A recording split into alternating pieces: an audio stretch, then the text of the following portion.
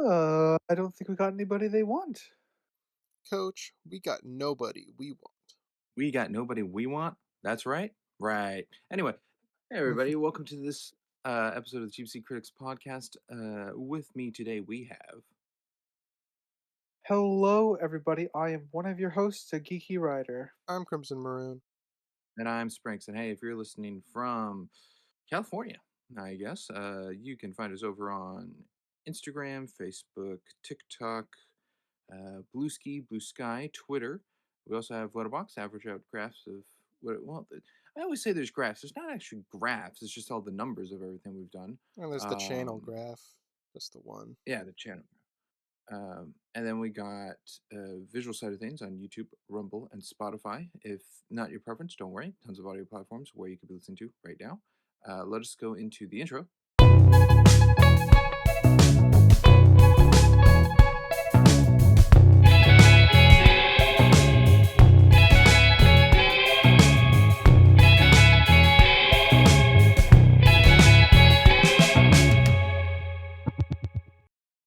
Very abrupt. There it was. A little louder than normal, I think. Could have just been me. Anyhow, today we are covering Gus, which is the fifth film in this season. Flying Let's by. start. We're gonna go. Yeah. Yeah. We have next week's, and then we have something else, and then the recap, and then the season will be over. Poof. But we're gonna go histories, then we're gonna go facts, then we're gonna go into the coverage of the film, where we're doing linear popcorn today, and then we'll wrap it up with summaries and ratings. So let us start with the wonderful history of Ryder on Gus. What's Gus? Okay, cool. Oh, okay, Oh, jeez. okay. Uh, Like there's a long hesitation there. yeah, yeah. Don't worry. I don't. My history. If that my joke didn't make it clear, I have no history with this movie. Never heard of it. Didn't know what it was.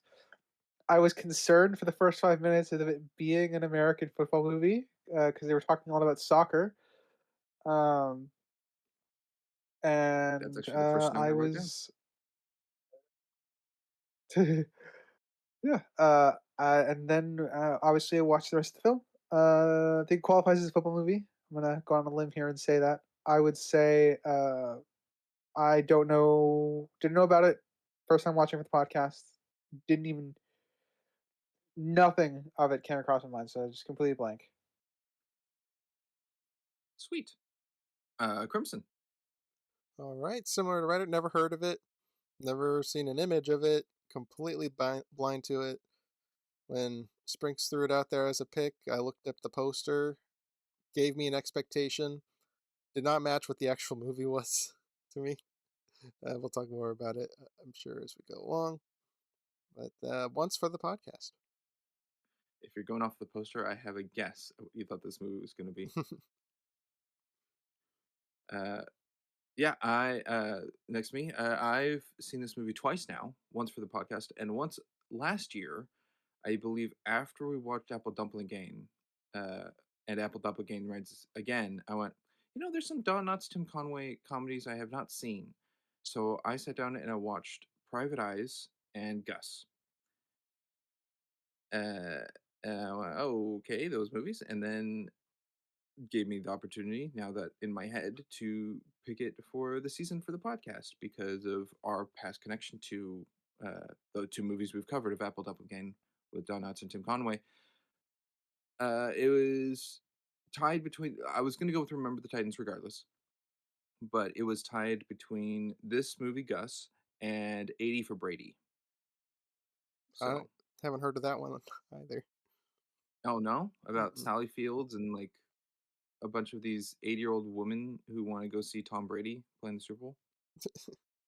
No. Okay. Uh, I so have it's heard of between that those. one. Interesting. It's a little surprising.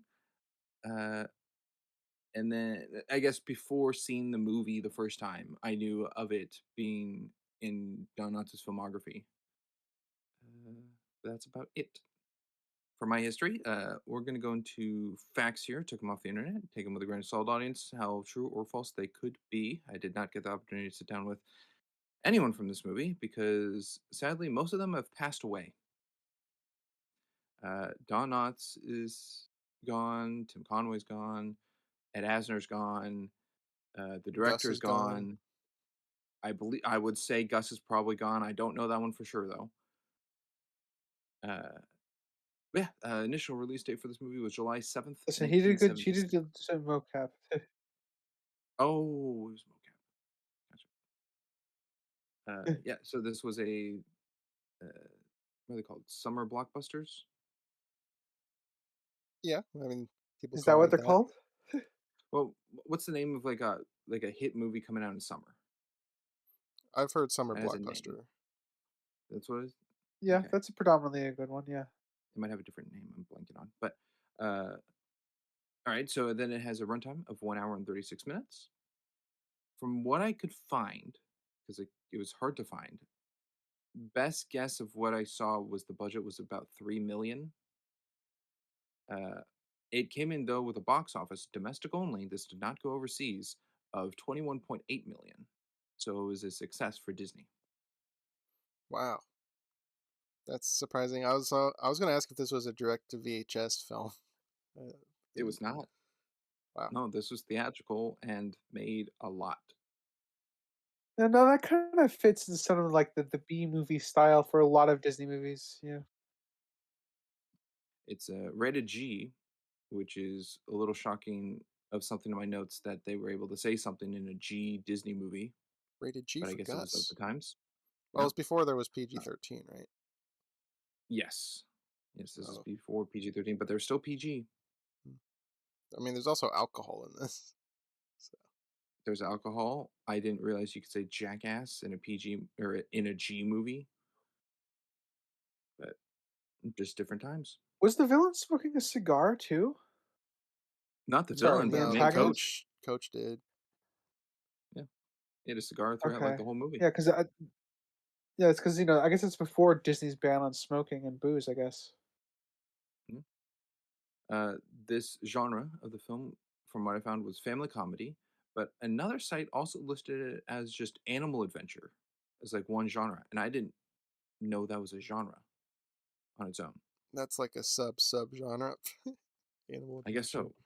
so. Animal adventure. The director of this movie is Vincent McGeevety, hopefully I pronounced it correctly, who has directed such television works as episodes in Rawhide, Bonanza, Perry Mason, the original Star Trek of 1966, Magnum PI, Airwolf, Murder She Wrote, a lot of that under his belt. But a movie he's also directed, which might sound similar, is Apple Dumpling Gang Rides Again. Wow. Who would have thought? But I see. quite the TV Yeah, so show there's selection, though. That's a lot of big shows. yeah, there was some other ones, but I just got like kind of the well-known names, ones I grabbed. And then a couple fun facts. Interesting. He did Gonna be Star honest. Trek. Okay. Yes, the original Star Trek. Uh, Yeah, couple the couple motion fun facts. picture, I would guess. No, not the movie, the show. Oh, Hard to find the facts for this movie because some of them were just like very crimson facts. For what I would say, it's like, did you know that the mule had to kick 100-yard ball? It's like cool. Um, so what I have here is the mule that played Gus in the film was actually named Gus. Before or after that filming? actually would probably help a lot with the animal I don't direction. know.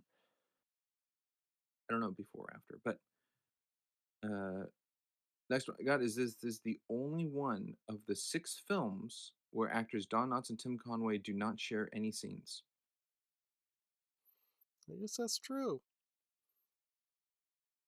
It was a little odd. Yeah. That's sad. They have good chemistry together. They can, yeah. And the last one I have here, which I saved it for last because it just sounded so weird. Gus the Mule appears as a character in the later Disney video games Disney Infinity 2.0 and Disney Infinity 3.0. As a playable That character, is kind of a I weird don't fact. know.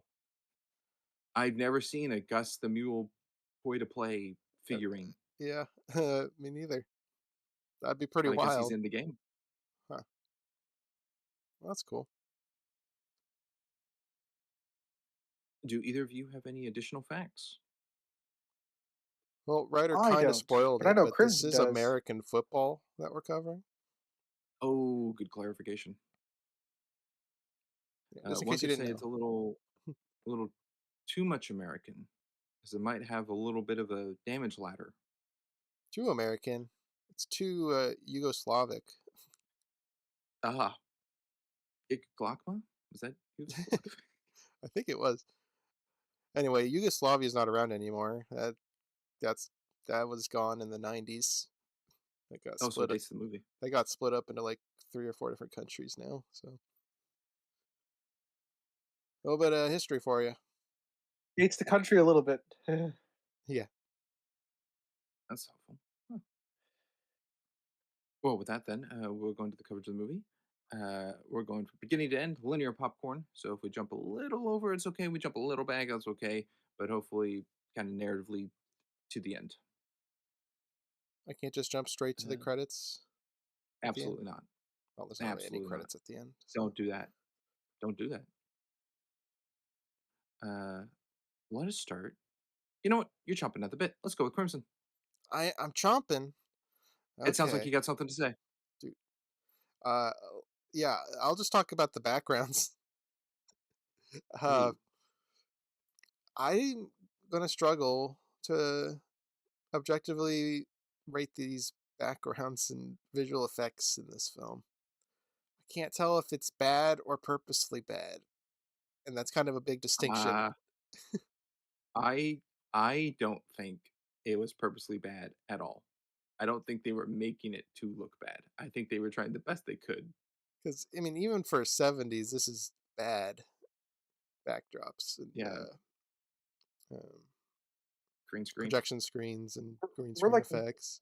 we're like 1 year before Star Wars comes out, so that's kind of how I'm judging backgrounds. I mean, we had The Sound of Music, and that had better backgrounds than this. There weren't that many. It was mostly That's the car ride and that's stuff. true. We also did Wizard of You, Oz, where yeah, the you could go backgrounds with are clearly painted 1939 Wizard of sometimes. Oz. Yeah. So the backgrounds were bad in this, and the just the balance between the focus is horrendous.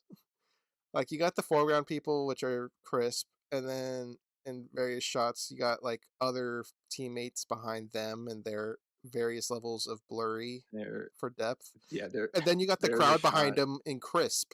I'm like, what? They should be Yeah, extra fuzzy. there's a shot of, I think it's the final game where Don Knotts or the coach is like telling the team to go on for offense, and the guy behind him is so fuzzy, like you can't see his facial features. He's like that blurry, Wonder and if they go, we're "Wow, it looks like he's 100 yards away." yeah, I did a timestamp for one of them. Maybe I'm curious if it's the same guy, but they were not consistent with the depth of field with the people behind. It's No, pretty darn egregious. So I guess that's my point. It's just poorly done visual effects. well, Yeah, you have I'm the kind of background, you have the flying ball, uh, The flying you shoe, have the flying shoe. which gets cropped off. I don't know if you guys saw that. Yeah. Horrible. Uh, you got the stunt double riding Gus. You got the X-ray. Is there X-ray anything was else? actually really, really good. But I'll save that for when we get closer. Yeah, I'm just trying to think of the other like effects in the movie. Uh, but I would say, yeah, you're not even a minute into the movie. I think it's 18 seconds is when I jotted down that the first green screen effect is shown at the soccer game. Yeah, I mean, So, uh, I'm curious what percentage of this film is like green screen or projection screen. It's a lot. being an hour, about an hour and a half, I would say my best guess, 15 to 20% at least. Yeah, I'd say on the low end. Yeah. yeah, that looks right. I think. Um, I'm kind of with you, Crimson, that the backgrounds look wonky, uh, and I'm leaning to I feel like if they were gonna do it purposefully, I feel like they should draw attention to it, like, as a meta joke in the film, but because they don't, I'm more inclined to leave that to say that it's bad. Yeah, they were not going for a humor approach, I don't think, because they do cut to the stands, and it's actually like a set bleacher. Yeah, Hey Frank, why are you looking so blurry? I need some new glasses. that would be something. Like, Don Knotts is, like, going blind or something as the coach, and he just refuses to wear glasses because he's a macho man coach. Yeah, Macho Man Coach. That's the description I would use. Yeah, that's Don Knotts, uh-huh. That's the joke, yeah. I'm adding layers on here, fellas, okay? Yeah. Um, I didn't look it up, so I don't know how accurate it is, being that, uh, Yugoslavia isn't around anymore. Did they call it soccer, It or would it be was, football then? Uh, I think it was Middle I East. think it would be It's football. probably football. Okay, then I have that as a nitpick on my damage ladder, because that seems like an Americanized situation, so just to easily depict like, "Oh, that's soccer and this is football," rather than calling them both the same thing. Yeah, I bet that is a nitpick as well. Kind of Americanized it a bit. I will third this. I will third this, it is a nitpick. And it's also a bit I mean, on top of the nitpick on this stereotype, it's a bit of a stereotype to make the Yugoslavian native, like, barbaric and naive, and very rustic, I guess. Well, it's just this one household. I don't know if I would say barbaric. Mm, yeah, I wouldn't. It, I mean it I don't. more as a it's a broader stroke stereotype. I would say, uh, Behind the technological age. I'm using yeah, that's kind of what I mean. I don't mean it as like he's like, a barbarian. I mean it more he's kind of like a little bit behind the industrial uh revolution, I guess, is what it appears to be. No, yeah, I mean he is a farmer. Um, Yeah. that's already limiting in of itself. Yeah. Now, this might. I don't. I'm just gonna put an overarching question. So sorry if it sounds like a recap structure. It's not. I'm just a question I have being a comedy movie, and for this movie, I'm curious. What do you guys was your favorite joke or the funniest thing in the movie? I can go Hmm. first because mine's easy to answer. Oh, good. Go ahead. All right. My favorite jokes were actually the beginning when we were reviewing why the team was terrible. And I think those jokes landed for me like in the same way like Charlie Chaplin jokes do, because as someone who's seen like real football enough, watching like the absurdity that they were going with, I think got me made me laugh. I think I don't know if die hard laughed, but I definitely smirked. I'm like, okay, I know what movie I'm in for just based off the tone, you know. Okay, it was a good play setter. So yeah, it's a good play setter, and I think I think that was my favorite joke of the film because I I didn't laugh out loud, but I definitely sputtered a little bit when the the quarterback handed the ball off to the ref, Yeah, and then we watched the ref get dogpiled. How would that work in a real game? If you handed ref I the don't think ball, in I this don't they think the got ref would that be there. they were given a penalty. But There is always a ref behind the QB. They have to watch. So there's usually four refs. There's one behind the defense. There's one behind actually. I know there's three refs for sure. Maybe there's four. There's always one behind the offense. So there is a referee behind the quarterback, and then there's two on either side of the field. But I'm sure there's more than that. Those are the ones I remember seeing all the time. Anyway, so the referee is a way too close to the line of scrimmage. That would be an objective critique, I guess. But so the ref wouldn't be there technically, but he would still be behind the offensive line. Gotcha. I would say opposite that of the stands. I think it was purposeful to put the ref there for the joke. Oh yeah, no, Definitely. it's not an objective joke I'm gonna hold it to. It's not an objective critique I'm gonna hold it to. But it's like if I were to judge this purely on objectiveness, like a proximity to how accurate it is to football, that would be technically an objective discrepancy. Sorry, No, it's okay. Just clarifying. But yeah, crimson libby. those are my favorite jokes because, like I said, just good contrast with football.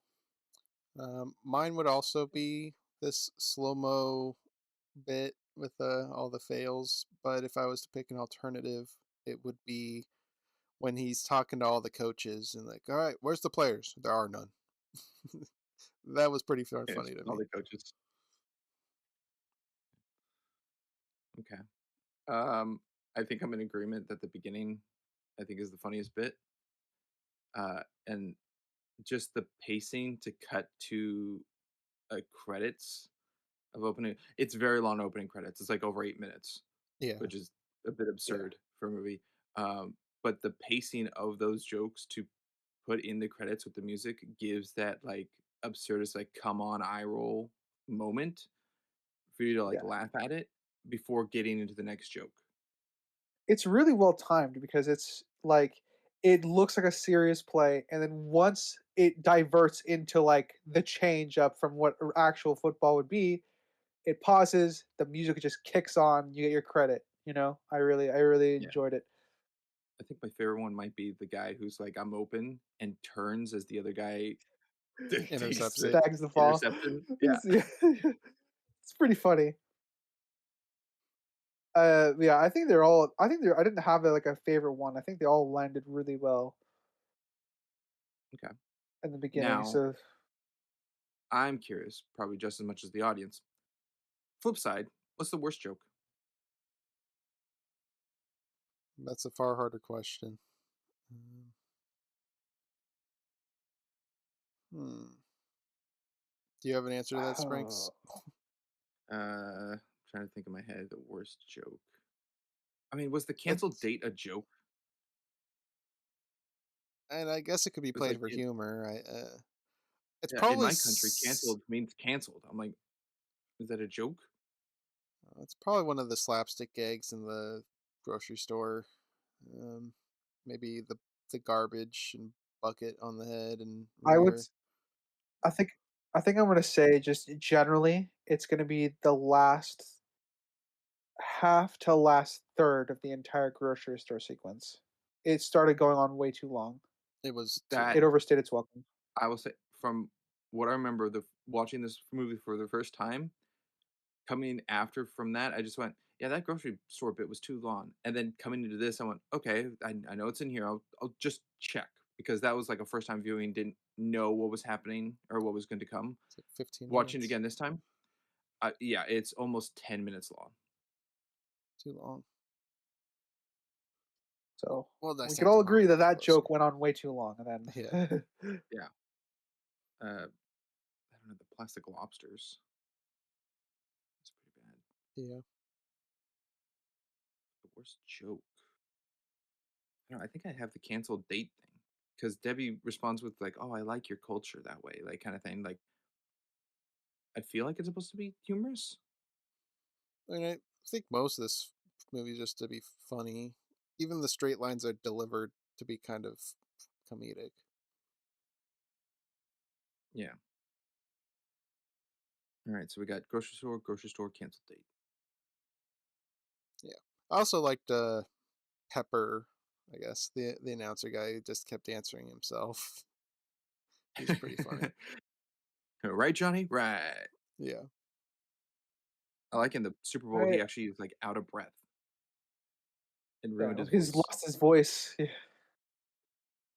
Yeah. I think my take on Pepper is I subjectively don't like him. I think I don't personally like the joke, but I objectively real recognize they got what they were going for.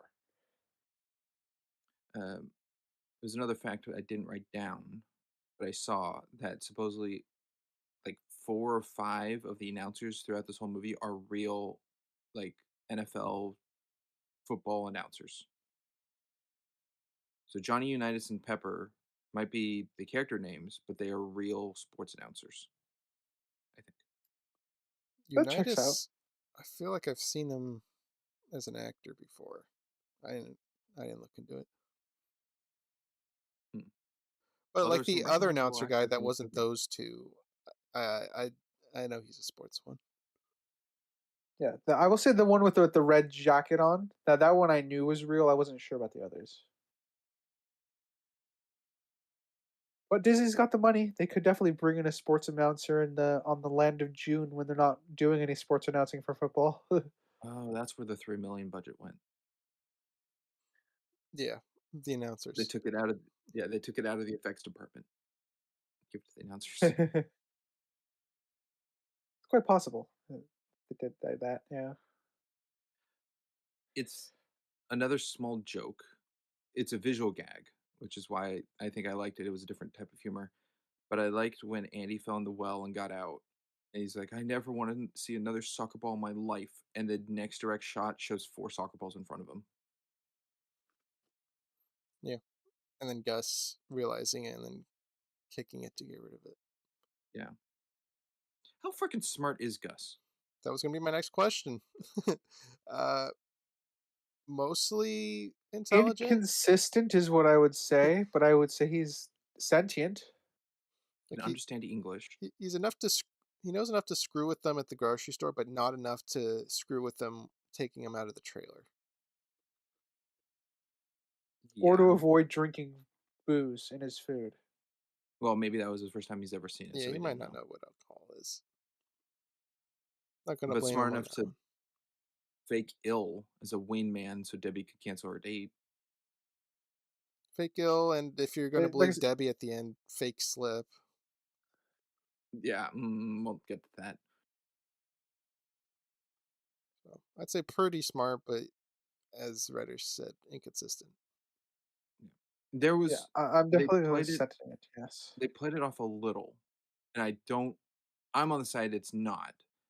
But when in the grocery store, Gus pushes like the ice box to knock um The the flower. flour.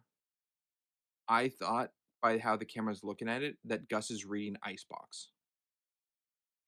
I Yeah, didn't that's I'm what on I the thought side he as can't well. read. Yeah, Yeah, I'm that is I also don't think what Gus can read, but it did look like that. as a first time viewer, because they focused on the icebox rather than just like from the side view of Gus looking up and like seeing the box. Since the camera took the time to show us what was read on there, I also interpreted that Gus could read it.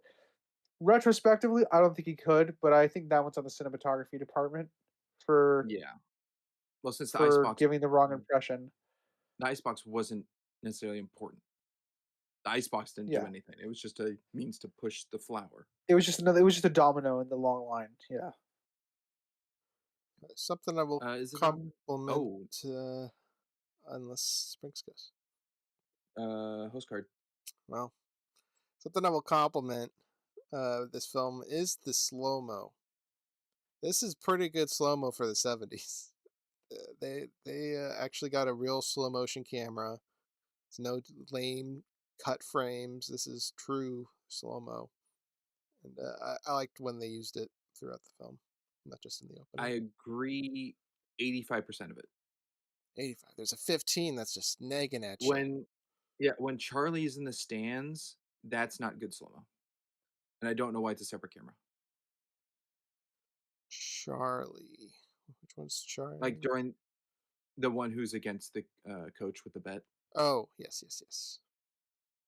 because it shows like the game in the mud and then that's good slow-mo and then it cuts to Charlie in the stands in slow-mo and it's choppy. Hmm. One feels I like don't remember actual that. slow-mo camera and the other one feels like edited slow-mo.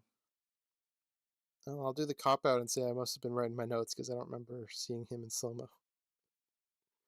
But going off what you said, it sounds like it was an unplanned slow mo. If they're doing the cut Yeah. frames, then It's been a lot of they different. didn't use the slow mo camera because it would have been a separate camera. I agree. Slow-mo in most aspects of the movie look really darn good. Yeah, I would agree. I will jump to uh the the joke that the defense hits people, but it's just not the opposing team. So like they ran out on the field to like just bash the offense, and then they lined up. It was a little bit funny, but it also sets up why all the games that the Adams play are kind of low scoring because the defense is actually really good. So it's able to keep the opposing team like in check so that Gus can win the games by essentially kicking field goals. Yes. What would you consider low scoring football games? I Zero. consider anything below 20 tends to be low scoring. Okay. Is that individual or combined? That's personal. Not like That's not an objective measure. he's asking if that's both team scores combined or one team Yeah. reaching 20. Oh, I would say one team reaching 20. Okay. But I mean, then again, I that's probably my perception because uh, um, I again my football team being the 49ers is in a very very competitive division, and a lot of the games they play end up being high scoring whether they're losing or not. So I'm used to seeing more high scoring football. There are still some like heavy defensive games that come out over during the NFL where it's like a team struggles to get over 10 points. So it happens still, but generally speaking, the average for my personal experience has been low scoring is usually beneath 20. Hmm. Well, it must be a little subjective bonus for you that your team is in the movie. Uh, Funny enough, I actually thought the California Adams were making fun of the 49ers, and I thought that was kind of funny in a way because the 49ers, no offense to them in the no offense to them in this era, uh, they were nothing before Joe Montana. Bang, shots fired. Bang um, bang. but so this being yeah, bang bang Niner gang. So I would say I actually thought this was a great opportunity to make fun of the 49ers because they would be like a nobody team still in the NFL at this point during their history. So I did find it funny that they made an appearance in the film where the California Adams beat them. I found it odd. So much so. Well, it got to a point that it broke and I had to send out a message to you two about it, but I found it so odd and happenstance. Audience don't we did not, at least to my knowledge, fully coincidental, did not plan the order fully of this season and know what was connected to what. I was shocked that this movie had Packers and then the Rams, which is directly off of last week's. And then we also get like their first game against the Cleveland Browns. Yeah, I was going to say that. Yep. Have the Browns as And well. it had the 49ers make an appearance in a cameo here too. The 49ers cameoed in Draft Day. They cameoed in American Underdog. And the Chiefs So are in here. that is And true. what was it? The Jets. The There's a lot of teams in this one. But just like We're in the NFL now. We've moved on from yeah, still in but the order Jets here. the Jets was just a part of like the montage bit. We didn't really see them, just kind of like their name on the scoreboard. The other ones, like the Packers, fully seen, and the Cleveland Browns, full game. Well, quote unquote full game, but like we see the game, and just like the connections to what we've covered in the past already of this season, just it was wild to me. I can't wait for Different. this next film to keep that going. Yeah, actually, the California Adams will be in the next one. You never know. Uh, Crimson, I kind of do. You kind of do. You're not supposed to know I was looking up trivia facts, and that's the thing that broke me. that it was a fictional team. On IMDb, it tells you like trivia, goofs, like places this is. It told me that this film is shown in next week's episode.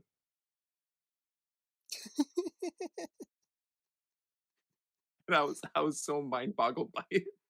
Wow. I mean, that's not what it says in the Cheap Seek script. Hold on, let me check. No, I looked at it and went, Oh man, I don't know where it is. I'm gonna be I'm not gonna be as shocked now, but That's wild. I just saw that I movie like couldn't believe last it. week. I don't even remember that. It's somewhere in Yeah. it. Just small. This all this season has taught me. It's a small world. We a lot of unintentional things have lined up for us this season. I don't. Pretty True. It's kind wild. of taught me that football movies steal from one another. Sure, I mean, there's only so much you could do with a football movie. Well, I mean, sports movies in general, but I we're suppose. covering football. But yeah, that oh boy. We have that to look forward to. Whatever next week's movie And is. audience, if you think, "Oh, I'm looking this up now to find out what's next week," have fun. I guess if you want to spoil yourself. If you don't you shouldn't look it up. You should just think. Think like, okay, they got one more episode. What are they gonna choose? It actually isn't Hopefully that hard of a no, guess hopefully to that's make. enough information to get. Yeah, Yeah, there's enough pieces together. Yeah. yeah. Uh I don't know if this is a nitpick for anyone or more just coincidence if it goes to damage ladder nitpick or more. The coincidence that Debbie has Yugoslavic parents and that's why she gets the newspaper to know about Gus because she It brings it is up to the coach. She's like, "Oh yeah, convenient I got the news here." because Yugoslavia wasn't a really big country. But it's convenient. I don't know if it's enough to put it on a damage ladder though, because it is feasible. It's possible. Yes. I'm also there. It's convenient.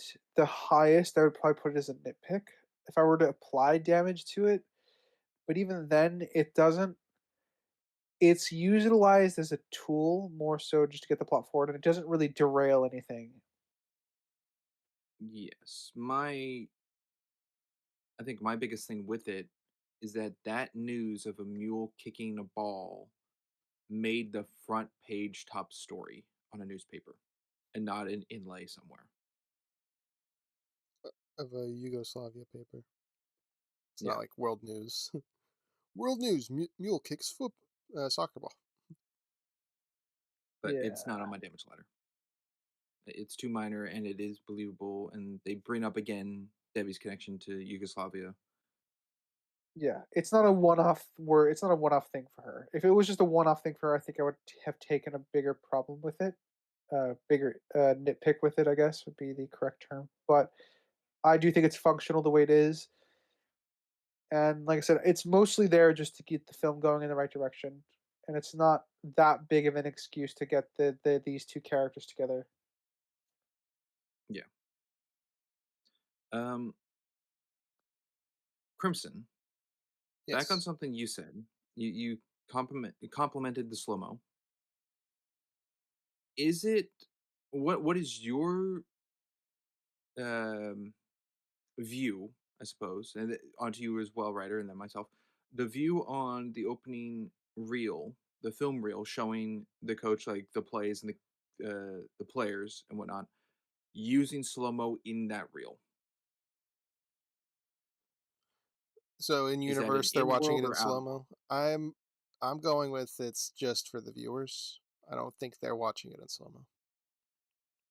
Uh, I'm gonna look something up real quick, but for now, that's also kind of where I'm leaning. Okay, that is where I'm leaning.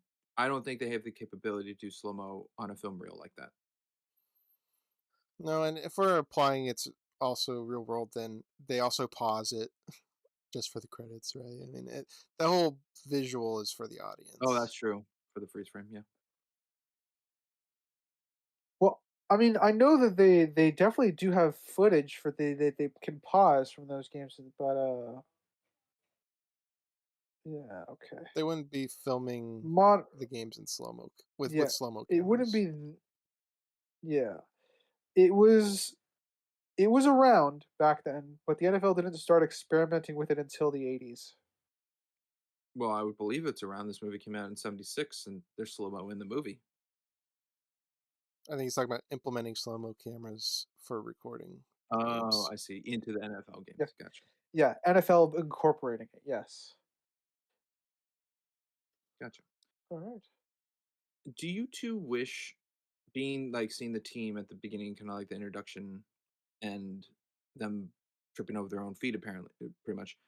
Do you wish we saw more of like training the players than just kind of seeing the Kind California Atoms in a game? kind of, yeah, because we skip over the spring training stuff, and I feel like watching them train would be more introductions for gags, like when Gus kicks out, I don't know his name, but he kicks out like Oh, the Rob. Rob. Rob, yeah. So I feel like training would be an excellent opportunity just to introduce some more gags without necessarily needing to go overboard, and maybe flush out some of the characters on the team, the people on the team. It's not necessary, but I think I would have preferred to have seen something. Yeah, Yeah, if they cut like the grocery bit in half and dedicated those 5 minutes to 5 minutes of practice, I'd be for it. But also, I'd be it is not for it. required. Yeah, I'd be for that. I think the the cheerleader bit is a little funny, especially when Joe brings up like, "Oh, we'll implement a new rule if you've been married 10 years or have 3 kids, you're off the team."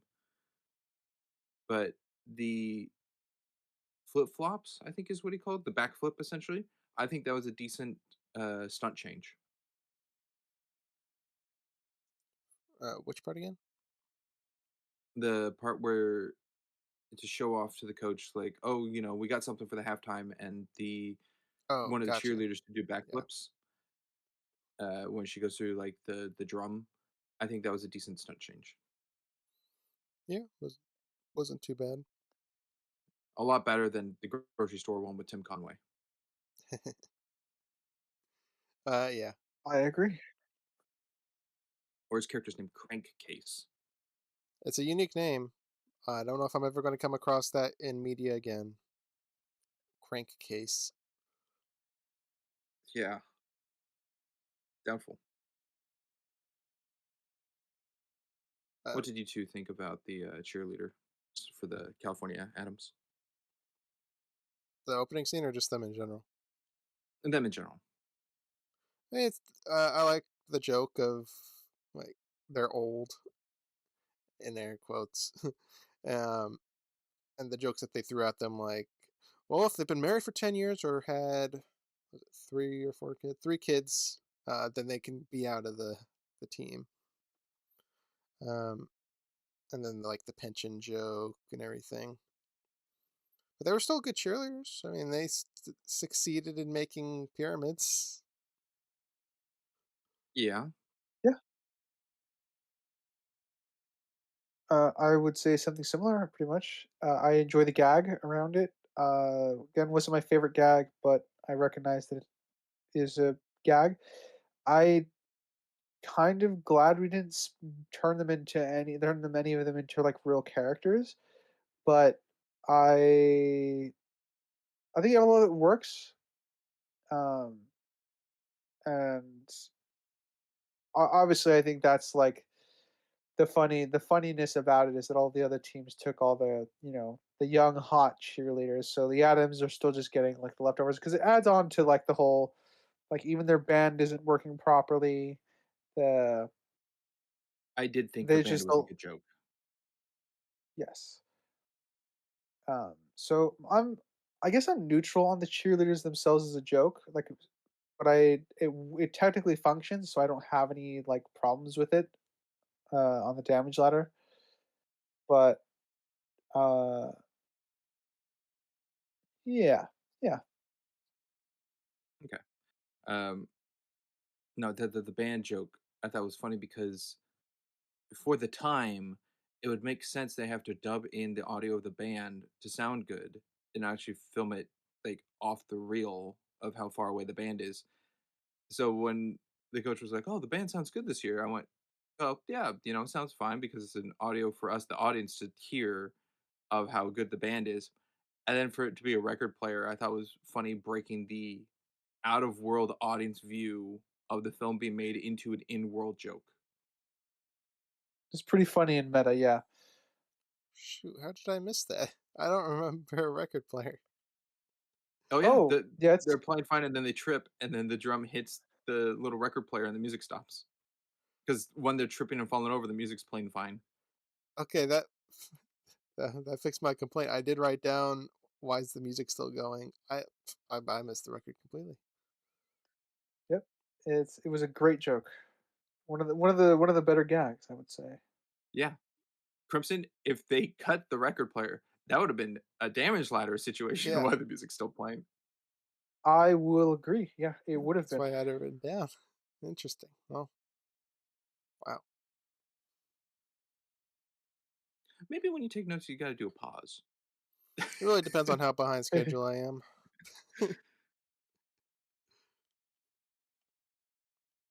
uh, it's completely fake, but Gus having a seat on the plane, kind of funny.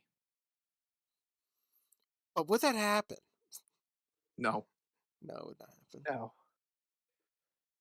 But this is a wacky world. But it makes sense that all this is just makes the coach desperate enough to like, all right, bring it over Gus. We're signing him. oh yeah, I another thing I didn't check of the 1976, I guess at the time of the movie, 1975, 1976 NFL rule book, if that is like a player rule, like loophole he did, because it sounded official. Yeah, but I'm sure there's another rule that would probably disqualify it indirectly.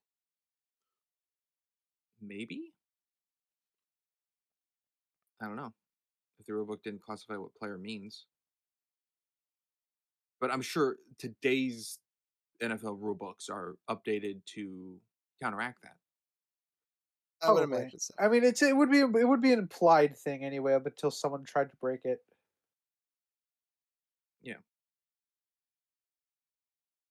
Also, being Gus counting as a player and both sides have 11 players, does Gus and Andy both as count as two people then? It takes one away from the defense? It's weird because No, they.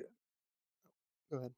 Sorry, you first. No, Well, no, they you both have first. 0 on their jersey, right? Yeah, I don't think that's allowed. Yeah, that's you gotta have Yeah, different numbers. that was weird. But their Well, count of players was correct. They're when they line up for their field goal, at least the first time, the amount of players on the field were correct for the defense. Like they were 9 people blocking for them, so they were respectively the 10th and 11th. okay. So they did count as individual. Yeah. Also, I think, I guess being it's brought up, I think the 0 on Andy's jersey is just for the line Debbie can say later in the movie. I mean, yeah, most likely. You're not the 0 on Probably. your jersey. Yeah. Like You're a if you can't hero. fight for something you believe in, then you're just as equal to that of like the 0 on your jersey or something. Yeah, most likely.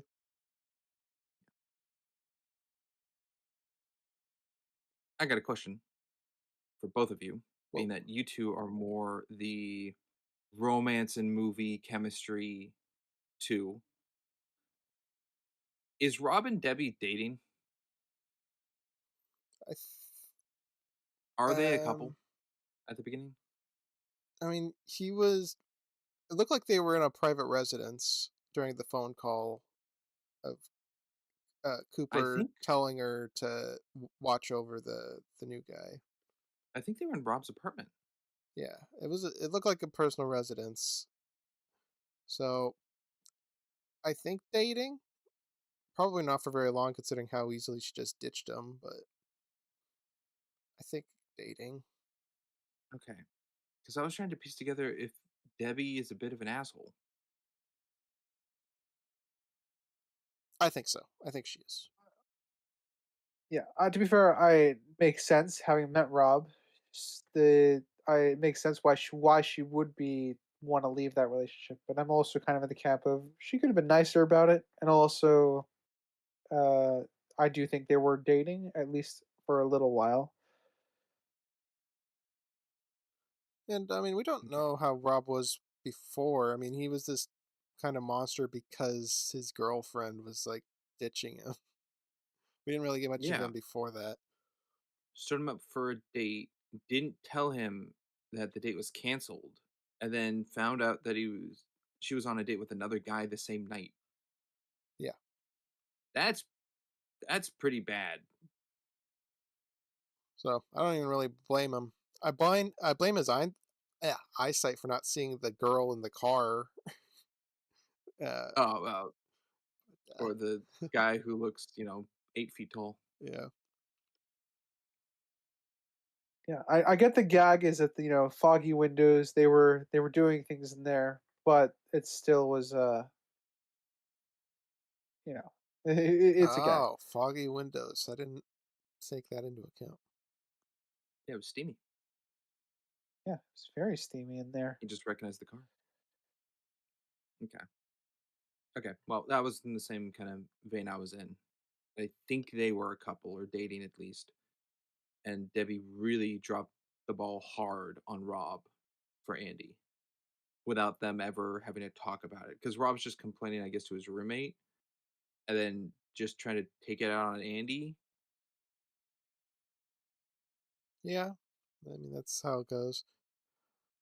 All we I really think, have to judge him on is like how he acted during the phone call that she had. yeah, That's like true Rob. I think that should have been set at a different location. Yeah. I think if that was like in the training room or whatever, and she's in like the office and gets the phone call and he hears it from the locker room or something like that. So we know that they're together. He can hear her, and they know of each other, but it doesn't seem as intimate as like at a table having a meal together in someone's place. Yeah, I mean, yeah, yeah. I have nothing to add. Trying to my thoughts caught up with me. It just made like the introduction more intimate to give that feel rather than like, oh, Rob likes Debbie, but they're not actually a thing, which could still be it. And maybe it's just like I don't see it from the viewpoint of the people of the '70s that it was going off of. It's like, oh, that's not there. We don't know that. People are inviting people over all the time, but Writer, I got a football question for you. Oh boy. All right. How many players are on a team counting like backups or substitutes? Uh, I can only answer for the modern NFL, which is there is a total of 52 players allowed on a team. That does not include the practice squad. Okay.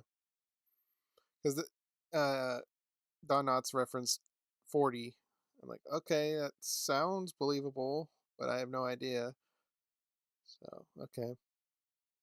And being 50 years before today, that probably was less a bit people. different. Yeah, probably.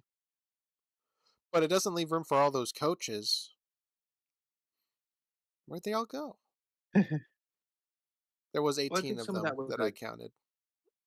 oh wow, you can't. I think some of them were a gimmick or like a gag because he's like blackboard coach and like naming off things like very minor coach rules.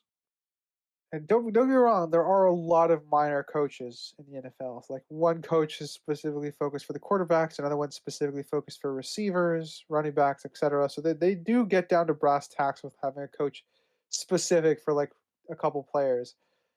But I would agree. I think broadly speaking, that a lot of the other coach names were a joke. Blackboard coach, as you say. I agree. I for about an hour and a half movie, I it's a little jarring. It didn't fully take me out, like complete shock. But when the coach Cooper tells Joe, "Oh, go check on Gus in Yugoslavia, see if he's worth what the paper says." It is so fast that Joe's there in Yugoslavia and then back. I did Like have he that Yeah. written starts the down. scene in That the house. He's like, "Oh yeah, it's real," and then he's back. Is that a pacing issue? Well, I think he's back before the players get their training day or whatever. Yeah, So yeah, it's because within Rob hours. Rob underhands the ball into Andy's gut. Uh, yeah, Teleport. yeah, Well, I alright. think that affects the pacing.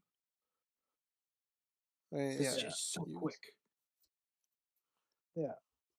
I mean, especially because since if Cooper brings up all the problems. He's like, "Oh, I have to get money to loan for you to get a ticket to get there," which causes another thing for him to do then, so Joe can get there, and then all this stuff like, does Joe know where exactly he's going? He's going by himself. How are they in contact with Andy and his family? Like, it'd be a lot more time setting things up. Joe doesn't know exactly where he's going. Ryder, how very long fair, is a flight from England to, I guess, the U.S.? We'll do that. If you 5 know hours. that, 5 hours. Okay. Yes. And That's you, without, that's from England to the East Coast, and Yeah, I believe it that's would be in a California. yeah.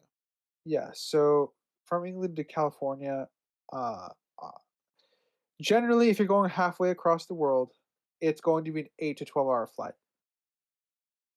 Okay. Yeah, because Yugoslavia is a bit more east of England. West.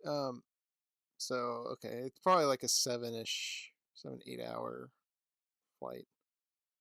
Then he had to do that back and forth, so that's already coming up on a day for him just to retrieve him. Yeah, Mathing. too it's too quick.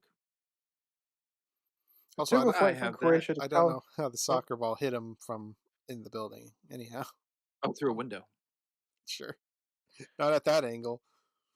No, yeah, still a just nitpick. turned around some, but Yeah, I would say a typical flight from Croatia to California is 13 to 18 hours, including at least one layover, because there are no direct yeah, flights, nonstop flights between the two regions.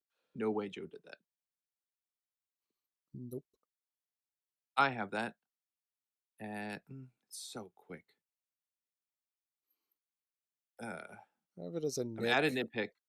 I think I'm leaning more Nick because it affects the time of the world to get the confirmation to Cooper, but it's also like such a quick pace. Like, hey, can you do this? Yeah, I'm there. Without it being like a joke. Like it's not like a hey, can you get there? And he goes, yeah, and he grabs the side of the screen and pulls it so he's like there, kind of like cartoon joke. Like it's like this is serious. Like oh yeah, he took a flight to get there.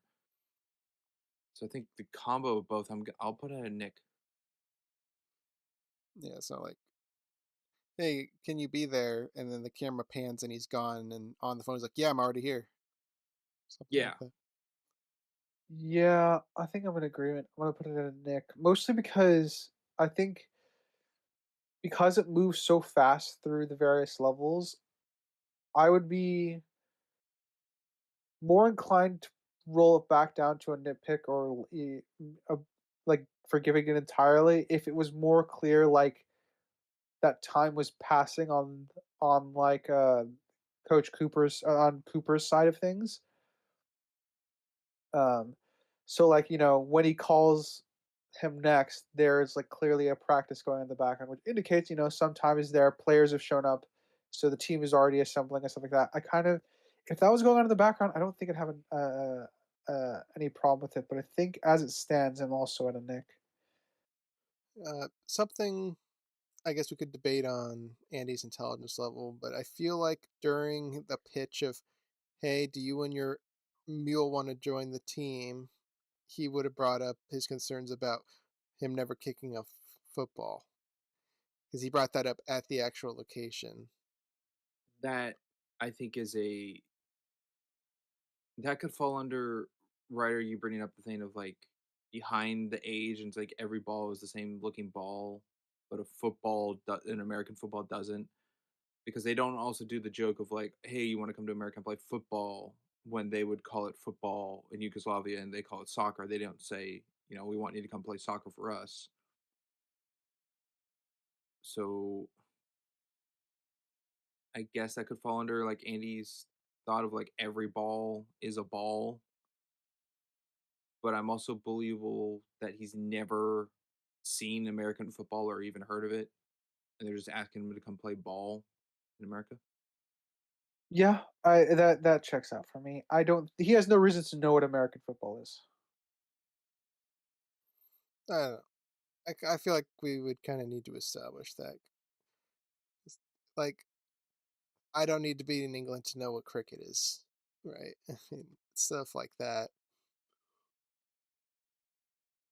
We're True, okay. but he's not with the depiction of where they're at. I don't think it's as knowledgeable, and it's definitely before the time of internet, so it's word It's word of spread. mouth, and American football is not was not popular in Europe. It's getting more popular in Europe, but it's not hasn't quite reached that level yet.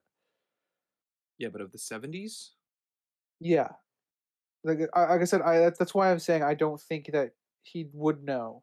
It's a logical assumption to make and infer that he has no idea what American football is, based on the time period and the location being in the essentially the Middle East. I guess I have an overarching question. Is the team, the Adams, consistently bad with or without Gus. No, without Gus? I would say specifically the offense is consistently bad because the offense can score points from wherever they are thanks to Gus. Good point. But The offense is I bad. would the offense is bad. I would say special teams being Gus is probably the best unit in on the team. Oh, the And joke when it's then like, "Why are the crowd cheering?" They went down on the third. It's like, "That's because we're at the fourth and we can punt with Gus, woo!" yeah. And then I would say offense is probably the worst aspect of the team. I would say they're consistently mid to bad. I know that they do score points without Gus, but they don't run away with the game. They don't win games without Gus. And It's a little that interesting they is, never show scoring a point without Gus. yeah, that's why I We aren't bring shown it one, but up. the scoreboard does show that they do Yeah, score points the without scoreboard, Gus. Yeah. yeah, shows that they have it, but it's interesting that the movie never focuses on the team still being capable. It's just kind of, I guess, said in that way that it's capable, but I I'm going with it highlights Gus being that like the star number one player to win the games without showing like the need for him more than the want of him. Yeah, it's just the final match was a 1 point difference before Gus showed up, which means the team pretty much could have won on their own, if not for the clock. It was that close of a game, 1 point. Meanwhile, the entire movie, we see and are told that they suck. But this is like the champion game. This is the big one. This is the hardest match they've ever done. Yet it's the best they've ever done without Gus. It just seems incongruent. It's the mud. It's the well, they would slip just as much as the others.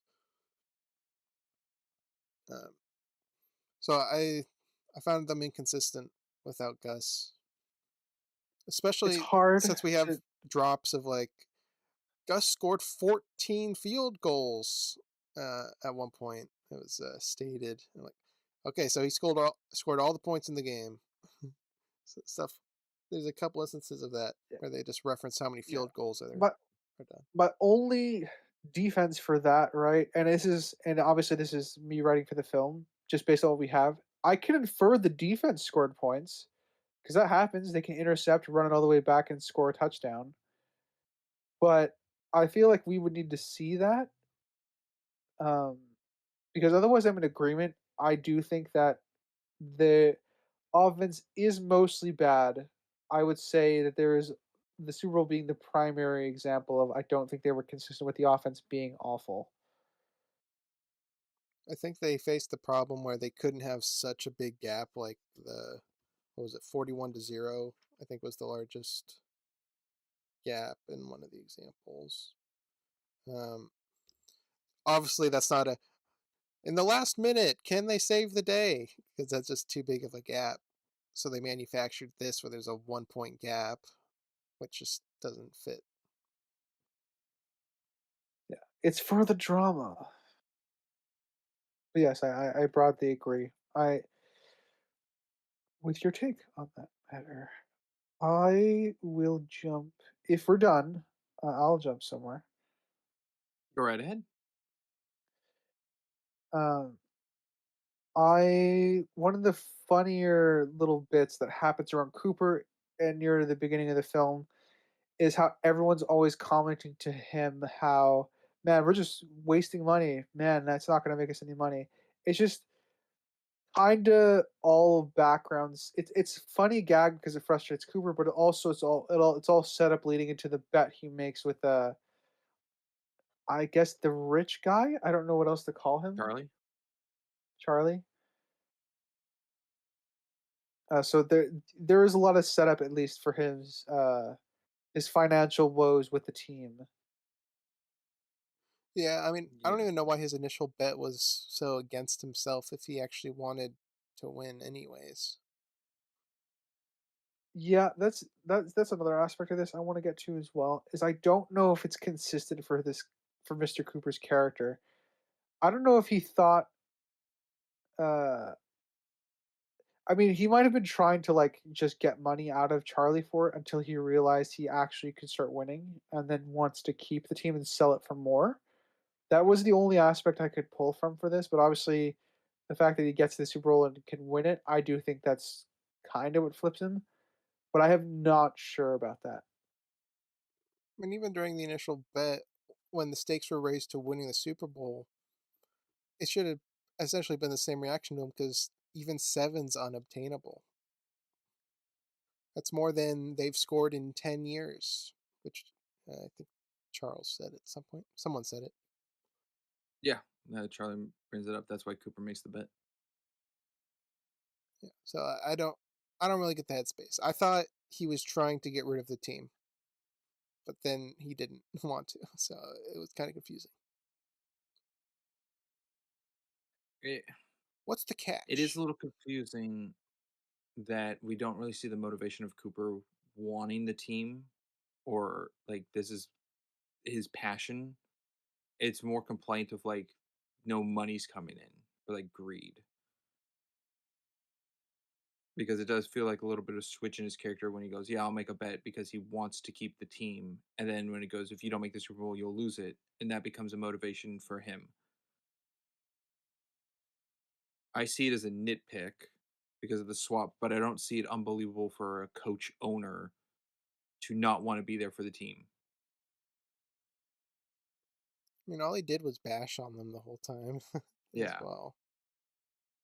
so we don't really see that light bulb switch to make the bet, other than I guess hearing the mule. But I think it would have been nice to get like a little scene, like a little foreshadow of Cooper going through the rule book before Charlie enters and he puts the rule book like in his desk to know like he just looked something up to double check about Gus. And then it's brought up later, like, oh yeah, Gus can play on your team, totally fine.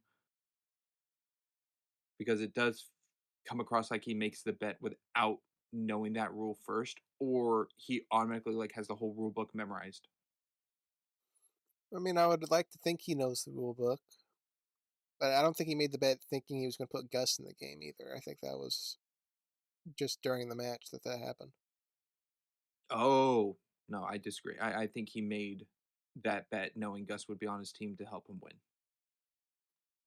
Yeah, I didn't get that at Now, all. Charlie bumping the 7 wins to the Super Bowl was kinda like forcing his hand a little more, but it also raised the stake of the Yeah, film. I have no reason to believe that he knew that before the bet. Like I said, I would need what you were saying. I would need like proof of him putting the rule book away or something like that to make him you think that he is checking to make sure that he can do that. I To don't go with the think bet in the first place, since it was Cooper's yeah, to idea go with first, it wasn't Charlie's. Yeah. Um, but I don't think. Yeah, it's a very weird bet. If either way, it would have. If it were the way that he didn't want to give up the team, I think it would need to be more clear that uh, he either trusts his team to win 7 games or that he was counting on Gus. I think there would need to be a clear distinction there because as it stands, it doesn't really sit with his character, considering it seems so against his interests. Seeing as he wants to keep the team, of course, he could also just be bullshitting because he wants to be funded for another year. Could be doing that. Because that was But the initial bet, right? He yeah, was but going to get funded for a year. don't make a bet you know you're going to lose for something you want. Then he makes the bet, no, thinking he will win because of Gus, which is why it's made because of the track record of I the Adams. I don't see how you're drawing I that don't. correlation, though. I mean, up to this Yeah, point, that's kind of Gus where I'm. is just a mascot. There's no hint of him thinking, "Oh, he could be used in a game." There's nothing connecting that. I have Joe went out and said, yeah, he can do over 100 yards, so he knows from Joe rather than a paper from Debbie, for sure. Yeah, but he wants to recruit something for the halftime show, not for. He still wants to be able to That's draw a crowd to sell yeah, tickets. that's That's what I not. see him relaying to people around him, not fully what he already knows that Gus can do more because of putting Gus out there. And he's very confident about it. He's like, "Oh yeah, put the Gus out," and the 4 refs are like, "You can't do that." And he goes, "Okay, go to the rule book." That is the after or like the punchline showing. Like, yeah, he knew this. That's why he's so smug and confident. I just think he knows that when they know Gus for sure can kick the ball. And he's saying, yeah, halftime, which is getting everyone else to believe, yeah, that's how we'll get Gus on, versus Cooper saying, no, I want him a part of the team, and everyone calling him crazy. Because I feel like if he says halftime, that word won't get to Charlie. And Charlie's like, oh, yeah, you're just going to have a halftime thing and won't, not even significant to affect the bet. But if he said, yeah, I want Gus to be on the team, that could get to Charlie and would null and void the whole bet to begin with. I just wish I there was don't a know. little scene prior to show the rule book thing so we know the working inside of Yeah, Cooper's head. yeah. For me right now, this is a lot of writing for the writers. I'm not going to script any of this to them because we're inferring. I think way too much to assume that this is what Cooper has. It makes sense what you're saying. Like this would make a logical sense for him to do that, but there's nothing in the film to provide any evidence for that. Aside from sending Joe in person, and I don't think that's enough to qualify. So Okay. this to me is just a lot of writing for the writers. No, that makes sense. We don't know him trying to hide information from Charlie. We don't know him again looking at the rules. Don't have him like looking over the numbers of the players and like switching someone out with Gus secretly or something like that. We see none of that. Yeah, it is a logical inference to make. Like it does work within the context of the film. We just need like as you say, we just need him looking at the rule book before Charlie walks in. Like that would be enough of a hint for even me to say, in retrospect, yeah, it's very small, but I would agree that is set up. Yeah. So I have it as a nitpick because it is kind of out of the blue. I think I'm I'm in a for Nick the or wait. issue Is this for the overall territory. bet? Is this for I'm the doing overall it bet? based off of his like blurry motivations for the bet. It seems Okay. incongruent. That's what I'm doing it. Yeah. Yeah. It. I'm also in issue territory as well. I can. There's not enough for me to like even gauge what his thoughts are in the process and going this. So I'm going issue. Okay. The best I have is what it is shown is he is the first one to make the bet, and he wouldn't make a bet after everything we've seen of him being like losing money and the want of funds and greed kind of sense to make a bet with someone that would initially start him off with a loss.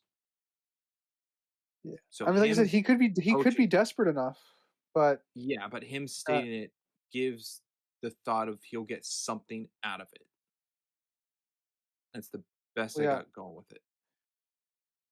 he loses his team and then absolves himself of responsibilities. Is I think I guess that would be the only inference I can make, but I don't know. Okay. Well, it's on all of our damage ladders. So, uh, did either of you two recognize any of the actors in this film? I suppose other than Don Knotts and Tim Conway. I did not. Uh, Oh, as I mentioned, the not Pepper commentator, but the other one looked familiar. Johnny Unitas. Yeah, Unitas. He looked familiar, but I couldn't pinpoint and I didn't look it up. Um, Anybody else? Did you recognize Think- Charlie? n- Half, like, he kind of looks generic. Part of me kind of sees something, but not enough to commonly say I do recognize him. But I I would guess say that's I probably would say it. the same. Now that it's brought up, I would say I do feel like I recognize Charlie from something, but I'm just not sure what. Charlie is the grandpa in Freaky Friday Definitely looks different. who screams about earthquakes. Yep. I think he's a little more known as the. Is he the dad? I think the dad in Master of Disguise, who teaches him how to make disguises. Haven't seen it. Okay. But seeing him as an old, Uh, like, grandpa would make sense to me why I kind of recognize it, but not really. So, yeah. And then Ed Asner. You guys know Ed Asner? not by name. Okay. Not He by does name. look a little different, but he's Santa and Elf. Oh, so Coach Cooper? Yes, Coach Okay. Cooper. Okay. I can see that. Wouldn't have He's gotten it. also the he's also the voice of Carl Fredricksen in Up. Interesting. Yeah, I mean, the So older just the some movies, the less background, likely I'm going to know people. I just I haven't seen suppose. too many older stuff. I just think it's Uh, interesting kind of doing the reverse of rather than seeing someone get older through the time of film, going back and seeing someone who you know as an older person now, seeing like them younger in something is just surprising. Yeah. I think I I'd had agree that with with a that. Michael Caine movie. I'm like, wow, that's him. It's true. Happens sometimes. I will jump to a continuity error I caught, and it's the first time that Andy and Gus get put into the field. Gus's helmet appears and disappears. Oh, I didn't catch it. I didn't catch it, but I Yeah, can buy it. there's yeah. I think it's because they reused one of the later shots of the film where he's got his full outfit and he's got a helmet on, but there are shots in that first time he kicks the field goal where he he isn't wearing a helmet, and then there's times where he is. So Hmm. I also have a continuity error about the same time. It's not a reused shot of the ball going through the air because like it changes colors. I think one's like the atom white and red, and then one's like a traditional football look. So they are different shots. But like that first game, the stands, when it cuts to like the people in the stands or kind of around the game before the kick, are a little empty. They're not like fully packed stadiums. The ball in the air is a fully packed crowd.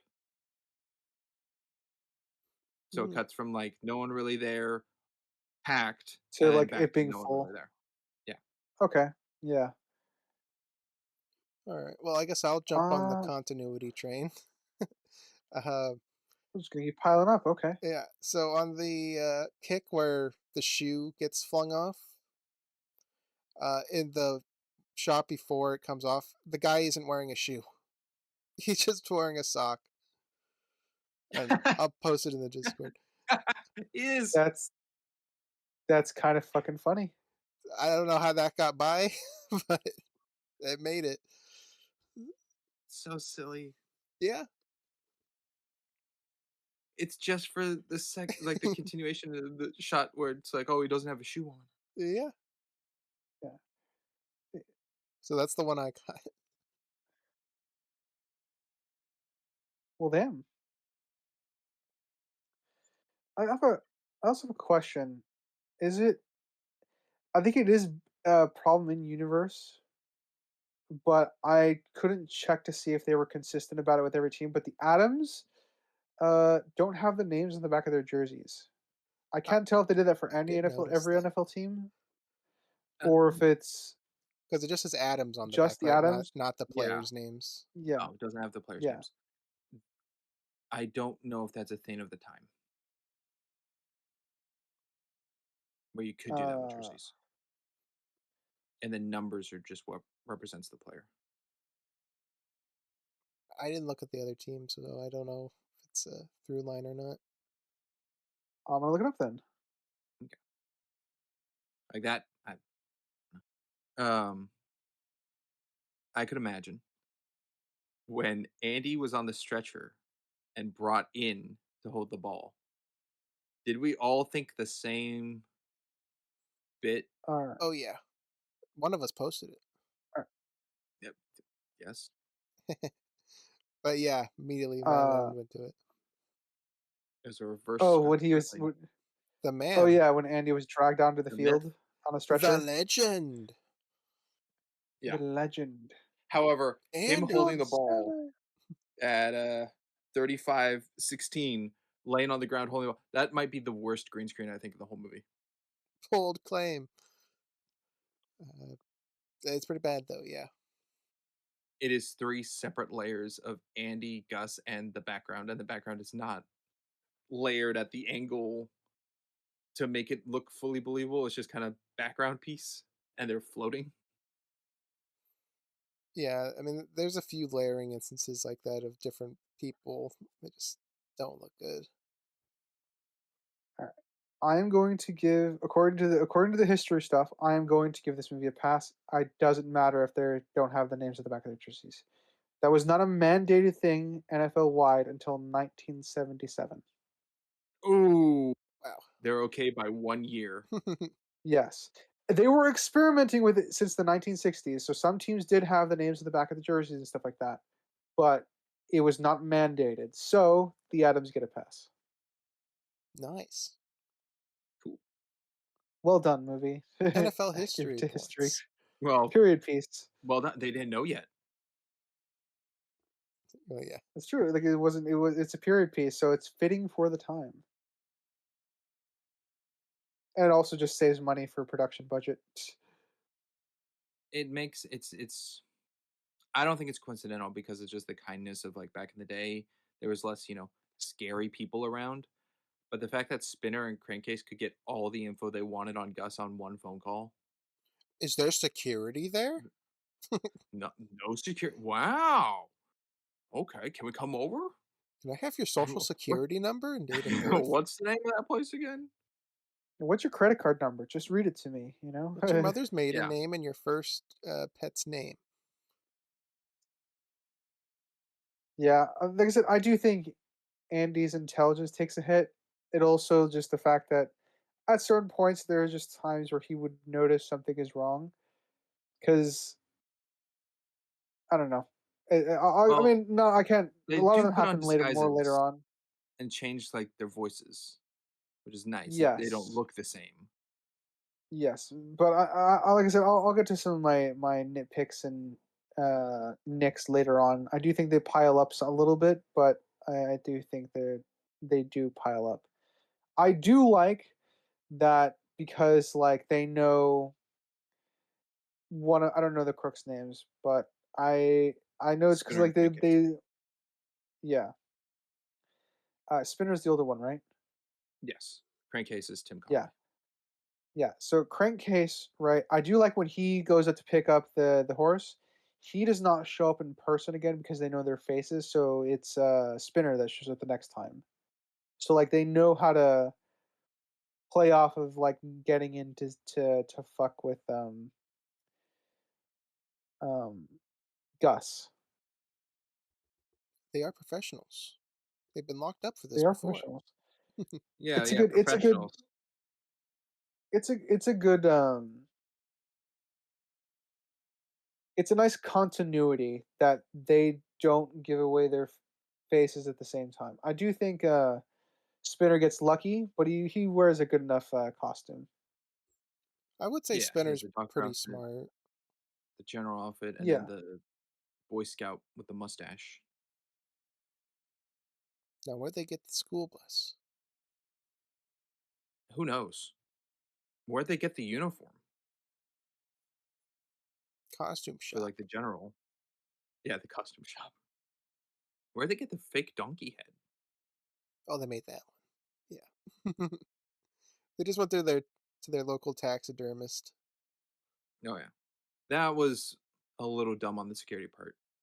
That it's not like, okay, you two men go check it. Every single guy left Gus unattended. Well, not just left, dove into cacti that weren't even Yeah. there before. Pretty much, yeah. It's definitely for the comedy bit. Yeah, their outfits were pretty uh good disguises. I mean, again, I don't know if it's just the time. Sorry, I'm jumping a little ahead, but just the time to be able to do kind of that not heist, but that gag bit in the hospital. Like, I guess no one really questions doctor names or who you are, or Not in the It's 70s. convenient that nobody notices that he's there, but it's fitting for the gag, I think. It does feel like it's of the times. they do have the one nurse who goes like, "I need the room," so it's not like nothing happens. I mean, Yeah. and in the elevator, those nurses were like, something's up. And then he started saying science babble Nonsense. with the x ray. I mean, I think that was legit stuff he was saying. Oh, was it? I think so. Oh, It is, yeah. okay. I I just don't outed know. myself for being dumb. Well, I mean, you just don't know biology stuff. It's alright. I mean, Yeah. like, I study that shit, so, like, I can confirm that he was saying correct things. I need to go back and, like, I wanna go if I were to go back, I would be making sure more about is he pointing at the correct spot kinda thing. Yeah, But it I looked do like a think shoulder generally he is image. saying yeah, generally he is saying correct things. I will say on the outfit subject, it was a little weird to me because Andy had been like naive the whole film that he suddenly like figured out that he needed to escape. It was a little bit weird. But I mean it's not like I don't didn't want him to get to reach the point in his like character progression to notice that something was wrong. But it took a I guess it took a little it just came out of nowhere, I guess. I wanted a little bit more setup for it. Is it on the outfit? Well, when they no, it's when, he decides to, like, tie up all the bed sheets because he realizes he's being duped. Ah, yes. Okay. I thought that It was smart. kinda comes It was smart, but the issue is it kinda comes out of nowhere. It's like, there was no real setup for him to have figured it out. Well, do you think he realized he was being kidnapped or not? I would go I with no, because he immediately goes down to the hospital desk to check and ask and see if Debbie's been checked in. Yeah, I think he needs to know more about Debbie, and he feels trapped, and he just needs to get more info. I think it's smart looking out the window. We don't. I mean, it's a set piece. We can't really look out the window. We're going to see the floor right there, being one level. But I think it depicts it well enough that he's too high to climb down, so he fakes it Yeah, to get out. And I thought that was very smart. yeah, he does a lot of smart things. My only Actually, issue is that no. I'm going to actually go with. I think he does know he's being trapped because he wouldn't have closed the window on crankshot or crankcase. yeah, I guess what I need is from that art is he needs to know that he's being trapped because he's genuine the whole time, and then he kind of flips off screen, which is See, Well, it's kind of what weird bothers me. because if it he might be knows when he gets he's the info from opening the door. And Crankcase is like, yeah, whatever, this, that, who cares about Debbie kind of thing, and he closes the door back on him. Yeah, I think what I need is like I mean, the red flag that's an obvious one that's already in the film is have him insist on keeping his clothes and have the doctor insist on him not keeping the clothes. Because that to me is would be an easy red flag is that he can't keep his clothes folded nearby to change back out into them. So, if he realizes he's being misled and kind of trapped here, shouldn't it kind of be assumed that the whole reason he's here is also false? That Debbie's not here? Well, yes, but he still would want to make sure with the front desk, right? Yeah. Like going to the front desk and being told that no one named Debbie was checked in, which first off, very lucky. Debbie's a very common name. Second off, the specific Debbie he's looking for not being checked in. I do think that's a very, very. I mean, it's a smart thing to do because that would be confirmation that he's being duped. Yes, and it's not something where he's a good nature scene spinner to be like, "What, why do you lie to me? What's going on?" To be kind of tricked and manipulated again, like, "Oh, she was just, moved to a different way," or something like that. As soon as he sees Spinner, he runs, knowing that he's trouble. What I'm missing here is like the character progression, getting from point A to point B. Or it's point A to point C. I'm missing point B where he's realizing something's wrong. He just realized something was wrong off screen, and that's why he commits to the bit of pretending to die. Otherwise, I do think it's mostly okay. I thought it was very creative use for the animation for the X-ray machine. That was really good, I loved it. It was really, really cool. and I and syncing it up with the cat above, so the animation and the live action. Hmm. Yeah, I loved it as well. I think that might be my one of my favorite creative moments in the film. Uh, But as I tend to do, I'll throw a negative at it. The first image where he's like leaning up against it, no cat involved. yeah, I guess he has no legs. Uh, he has nothing attached. It's just his hips or his pelvic bone. There's nothing attached to the joints. And I posted it in the group chat there. yeah, I He's see got no what you mean. legs. That's a very good catch. Jesus Christ. Oh, it doesn't go off. I see. Yeah, he's just a Just out. floating torso. Well, not fully floating, just got no bones. There's no bones left.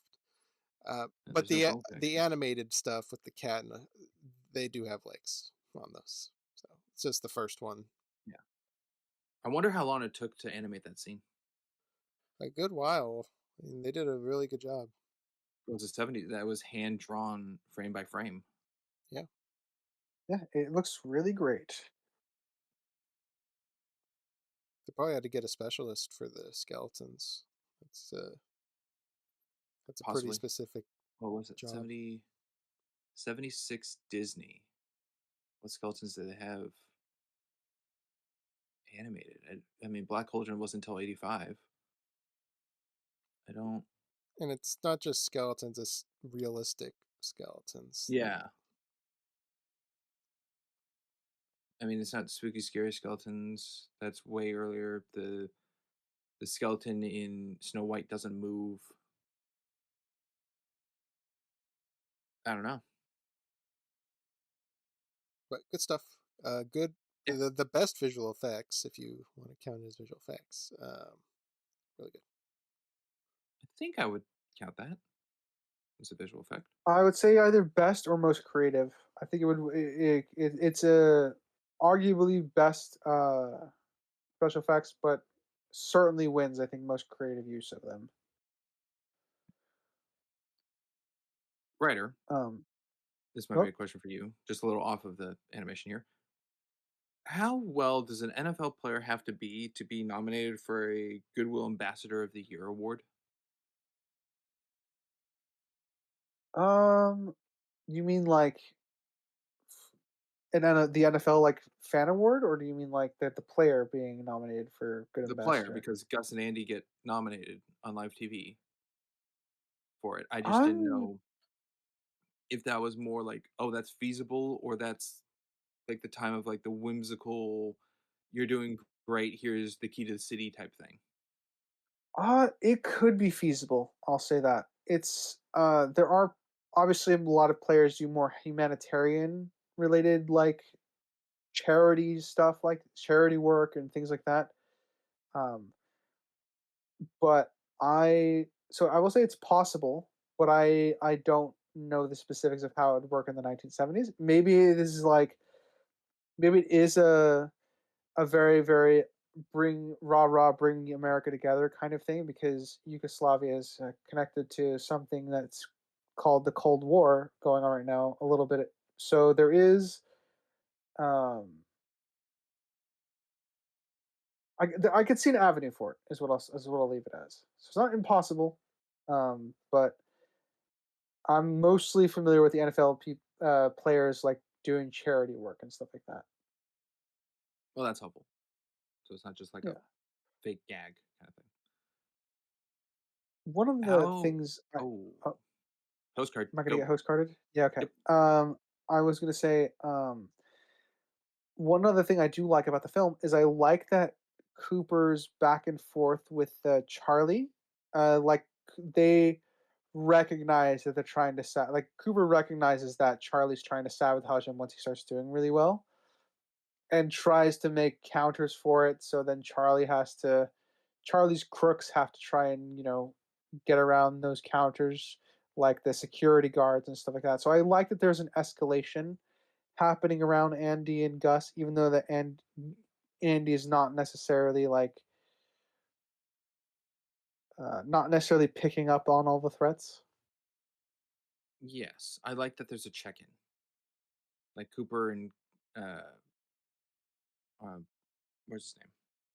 Charlie. Charlie, Yeah, Cooper and Charlie are checking in conversations kind of thing, rather than just knowing the bed and then us, the audience, seeing the sabotaging kind of things going on. they're still being polite and cordial with each other, but they both know that they're trying to fuck the other person over at this Yeah, point. what are friends for? I guess like I another thing to go with that is I do like that Gus being drunk, they ran a test and found out like the alcohol in the oats. It wasn't just like something that movies would be like, "Oh no, wonder what happened. Well, you'll be better next time, sir." And it, like move on from there. It's like, "No, we checked to make sure what was happening with Gus and we found this." I know it's just like a line written in, but I think it was still like that's one it's of a those things very where good it's like just that line very helpful. Yeah, it's very important to make the world feel more consistent, and it adds a degree of like cause and effect. Like there's consequences for actions, so they're following through with the consequences of the actions of the crooks. Like they can't do the same thing more than once because Cooper will have countermeasures in place. Yeah, I do like how they portrayed Cooper's intelligence because not just with Charlie, but Rob, when Rob tackled Andy, he immediately picked up on it. He's like, "All right, that's $1,000 for you," and then they kicks him off the team as well. But he figures out Um, a lot of the stuff. And Charlie's team's smart too because once they have Gus like lock and key, then they go after Andy. Um, so it is a good progression. yeah, Yeah. I would say the only one of the this might be one of my kind of big through line issues is I'm not convinced Andy wouldn't have noticed that Gus was drunk. Because Andy goes in to check. Gus is like his best friend, so I find it unbelievable with how the characters should be established that Andy would not have firstly smelled the alcohol at any point, and second off, wouldn't have noticed something's wrong with Gus. Because there is a lot of time before Gus gets to the field where Andy would have noticed something's wrong. And I think that's one of the bigger issues I have that's off screen with Andy's character in the film is the film I think does a really good job like trying to imply that these two have a certain degree of friendship, but that Andy would notice something's wrong sooner than the film would imply that he does. I'm in agreement. He would have seen him like wobbling and not walking straight, not just at the moment they enter the field. Yeah. Yeah. I think that And would be to be apparent. to clarify, And yeah, then when to they got clarify, when swapped, they he noticed yeah, weight gain. So he he is noticed weight observant. gain. Yeah, and he pets his Gus on the nose a lot. So it's weird that he notices like he didn't do that. He just happens to avoid doing that until it's super dramatically relevant. Well, it's when something is concerned to comfort. When they're in the locker with the fake Gus, he doesn't rub him necessarily because he's just like, oh yeah, just Gus, we'll get out there and do it. It's when Gus fails in OH and he goes, what's wrong? And he like double checks. So the same thing like noticing drunk Gus, he goes up to him like, step it up, what's going on. Only thing I really have, which I don't think is enough um, to excuse it, but it's brought up that Gus and Andy aren't always together arriving to fields. Sometimes it's just Gus, sometimes it's just Andy. Because it's brought up, it's like, oh yeah, we thought Andy was going to be here, like with the hospital thing. It's like, oh, we have Gus, we don't have Andy, but Gus was still able to go without it being brought up that Andy's not there. Well, that's also fake Gus, right? At that time. No, No, not that earlier with the one. hospital. That's Oh no, no, no, because right. Gus's security guards brought him. Andy doesn't live with Gus in his stable. Yeah, but that's bringing up that they can go separately. So there's a possibility that drunk Gus arrived without Andy ever knowing, and Andy viewed it first time on that field. It's possible, but I don't think it's enough because it's an inconsistent. Because I mean, this is the mule that he spends time with at night. Because when Yes, he that Debbie's yeah, that's why I'm going. so There's like not enough. yeah. Because they did show when Crankcase came to take Andy to the game with Gus, they got lost, but Andy was still with Gus, like going together. But the line after explaining that they can come separately could result in the possibility of this one with the drunk Gus being separate. But Yeah. It just makes everything super convenient. So either the scene is convenient or it makes Andy inconsistent, and I do think it's a bit of both at this point because again, the film goes out of its way to show that Andy has a super big connection with Gus. And so it's for him to like miss the subtleties of Gus in not just that scene but other ones. I do think that it stacks up to be a bit of a character inconsistency and at least an issue with Andy's character. Um, and then the plot wise, I do think it's mostly done for the sake of convenience. Um, but that is one of my bigger overarching character issues with at least Andy. okay, drunk Gus. That scene, I don't know. It's just for the humor and gag. I don't know what with the um I guess collar of flowers to be represented over in Gus scene double makes Gus go under the guy's legs. Like I didn't see what posed that to be a thing. Yeah, I doubt he saw him as like Andy and wanted to give Andy a ride or something. Yeah. It would have been nice if it showed more of a confusion that the roses and the legs looked the same, like the collar looked the same shape. So that when he like went down to accept the collar, he went under the legs. But it just made it double. Yeah, and also he's drunk. Um, a lot of people do weird things they wouldn't normally do when intoxicated. So That's true. that just might be Man, what Gus is drunk. man, Crimson making the he just might be drunk argument is not something I expected to hear. It's Coming from true. Crimson, who I know has never been drunk. No, but I Oh work at a no, place where I've seen plenty of drunk people. I'm thinking more of like along the lines because I think we had a I I don't remember the exact topic what it The was over topic comes, but I remember we was had a huge children. debate over something like that. Well, they're kids, so it's Was it more children? acceptable. It was children. Yeah. I Okay. usually don't like Uh, that as a they're a kid. yeah.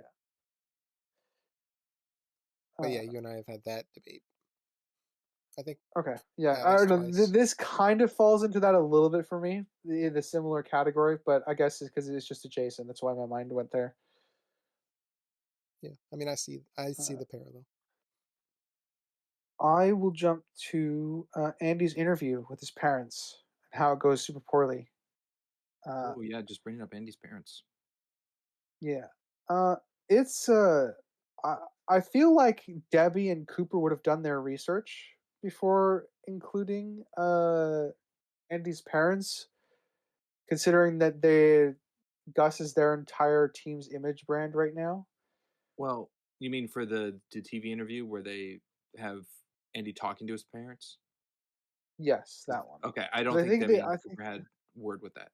That was the TV's decision, or the network, uh, because they're like, "We have a surprise for you coming in all the way from Yugoslavia," kind of thing. I don't think Cooper okay. did it. Then I have less of an issue with that. Yeah, that's fine. I think the announcers one is also a bit of a stretch, but I think that one's more okay because the parents come across as more normal-ish in that one. Yes, it's a little rude though, being on national live TV to be promoting the accomplishment of your son for what the announcement's about, and just sidelining it to use the opportunity to promote the other son. Yeah, I mean, it comes across to me as like the parents don't know like the stage that they're on right now. That's kind of what it comes across to me as. I So they think view it as just like so. they're having a discussion. It's like, why are you praising our son over Well, this when our other son is actually, yeah, you know, For using I our think the dad finger. has. Yeah, I think the dad has a small good point where he goes, "Oh, it's just you're all praising him for doing a finger. Like Gus is the one who's making the goals," Yeah. yeah, which I think is a valid thing to say It without is. it getting to the line of cartoony. And Andy didn't even really have to train Gus either. Gus just kind of does it based off a one word command, instinct. pretty Yeah. much. So don't fully blame the father. Maybe bringing up his other son a bit more. Stepan. Stepan. It's an interesting name. Yeah, I think they pronounce it like Stefan, but it's like Stjepan. Yeah. The world's best soccer player. Yeah, I'm sure there's some soccer To be fans fair, who would agree. I think I prefer. I do prefer the way the parents behave in the film than I think than it would be to give them nuance. Because I think that would be arguably too much depth, unironically, to give them for this level of comedy that we're trying to operate with in the film. I like that it gradually inclines, where it like starts off with Yeah, like be more like your brother. He's actually a person, like a hero here, and then making the television to be like you're here to congratulate Andy. No, let's talk about our other son, and then actually coming in person to the game, and they're still like, oh, all he does is his finger, but they still took the opportunity to come out without the other son to promote. yeah. Like they still love him, but it's Yeah, very much like you're not our favorite son kind of way. no, but I think of the instances, it is gradually growing to be more like, okay, let's accomplish, give Andy his Be due. more accepting. Yeah, Yeah, of him. And the mom, like, I think in the third, when they come in for the game, she's like, yeah, maybe Andy is a hero. Like, so it's gradually changing. It's not like the same, like, yeah, joke character every time we see yeah. them. And I do like that he's consistent for the mom because the mom like cups his face after he comes out of the well. And I think she calls him her hero. Maybe. I think. Or you can be a hero or something like that. Yeah. Which at least it makes the comedy. It keeps a lot of the comedy related to the father without making it overbearing. Because obviously, I think that if the mother was doing that too, that might have been a little too much. Yeah. something I don't know if it's too much. Maybe it's just the time of the movie. And a question for you, the two of you: do you think they added too many sound effects? Slide whistle. Uh, no, I think it fits the tone of the film, and at least from what I recall, most of the effects fit the scenes they were in. So Okay, I don't think so so. like kicking a ball, that noise was fine. Yeah, Okay, and they were the consistent with it. It's not just like a one-time slide whistle or okay, something. my Yeah, one that does break to a scene we all said we like is the X-ray. When the X-ray first turns on, it's got like some sci-fi noises to it, and then the second time with the animation, there's none of it. Okay. Well, then yeah, I guess that would be a continuity error for the sound effects. yeah, I would say that. So do you think the sound effects work, Sprinks? I think they work for the comedy of the film. I think the film was more serious than no. They'd be too clashing. I think the comedy angle really makes it more that goofy, um, unrealistic bit. Are there any jokes or the comedy in this go past its own framework of comedy? The only thing that Well, really the pops up, record meta joke I don't think was intentional to be a meta joke. That's just me seeing it that way. Um, like Past that, the hoof in like the group oh, the grocery huddle, store. is that too Oh, that one. much? No, yeah, when they're all their hands are going in like go team or No, whatever. I think the hoof's fine. That's like those things where like the dog has like the puppeteered pup like dog leg. Yeah. I think that's fine. I'm trying to think of anything at the grocery store. Like the grabbing the lady's heel for the tough guy bit. Maybe it's just too long. I Maybe think that's that's what it is. I what's think it's off just about it. I think the humor fits, but it's too long. There's too many scenes in this one area. Too much hijinks. May- Maybe cutting back to that kid laughing in the grocery store, Look, like mom. when he has the bucket. Yeah, he has the bucket on his head and butt, and it just keeps cutting back to the kid laughing. Might be an odd edit, yeah. I don't know if that humor worked because the humor's already going on with removing the bucket and everything. They just didn't, I guess, want it a long take, so they had to cut to something else. But I feel like they Yeah. could have cut to just Spinner's face of I think like they just could cut frustration, half the scene or out, to be honest with well, you. true. I'm just saying, like, don't they keep cutting to the kid, so it doesn't feel like a long shot, but Yeah. the kid laughing where it's like a second just to give a tone break. I don't think is a good humor. Or maybe I'm just too old, and maybe for like a kid that's like relating to a kid laughing, it's like, oh yeah, he's laughing like I am because it's funny. Could be. That Or the happens. or the kid's there as an excuse to express that it's funny. It could come across as confusing. Like he's stuck, help him, don't laugh at him. But the kid's laughing, so it's like, oh no, this is funny. Something like that. Should we have had a scene of them getting arrested? It's mentioned that they're No. locked up now. Yeah, there's no arresting scene. Uh, I think it would have brought in a little more satisfaction, but I don't think it was necessary. Needed No. is a strong word. I want one, but I mean, we see Crankcase get kind of beat by customers in the grocery store. Nothing happens to Spinner. He just runs off with the lobsters, right? Visually, but the announcer guy does say that they got locked up. They did, yes. I'm just saying, like the last instance we see of Spinner, like Is running off. being, the bad guy is running off with lobsters. Yeah. Okay. So little Also, lacking to me. I would have that preferred more out of it. yeah, that yeah. cake stunt where it's a cardboard hollow cake model And to then a then real cut one. cut Yeah. back to the just them covered in frosting. Yeah. More like whipped cream. Didn't really look like Yeah. frosting. Yeah. classic attempt for the cake gag.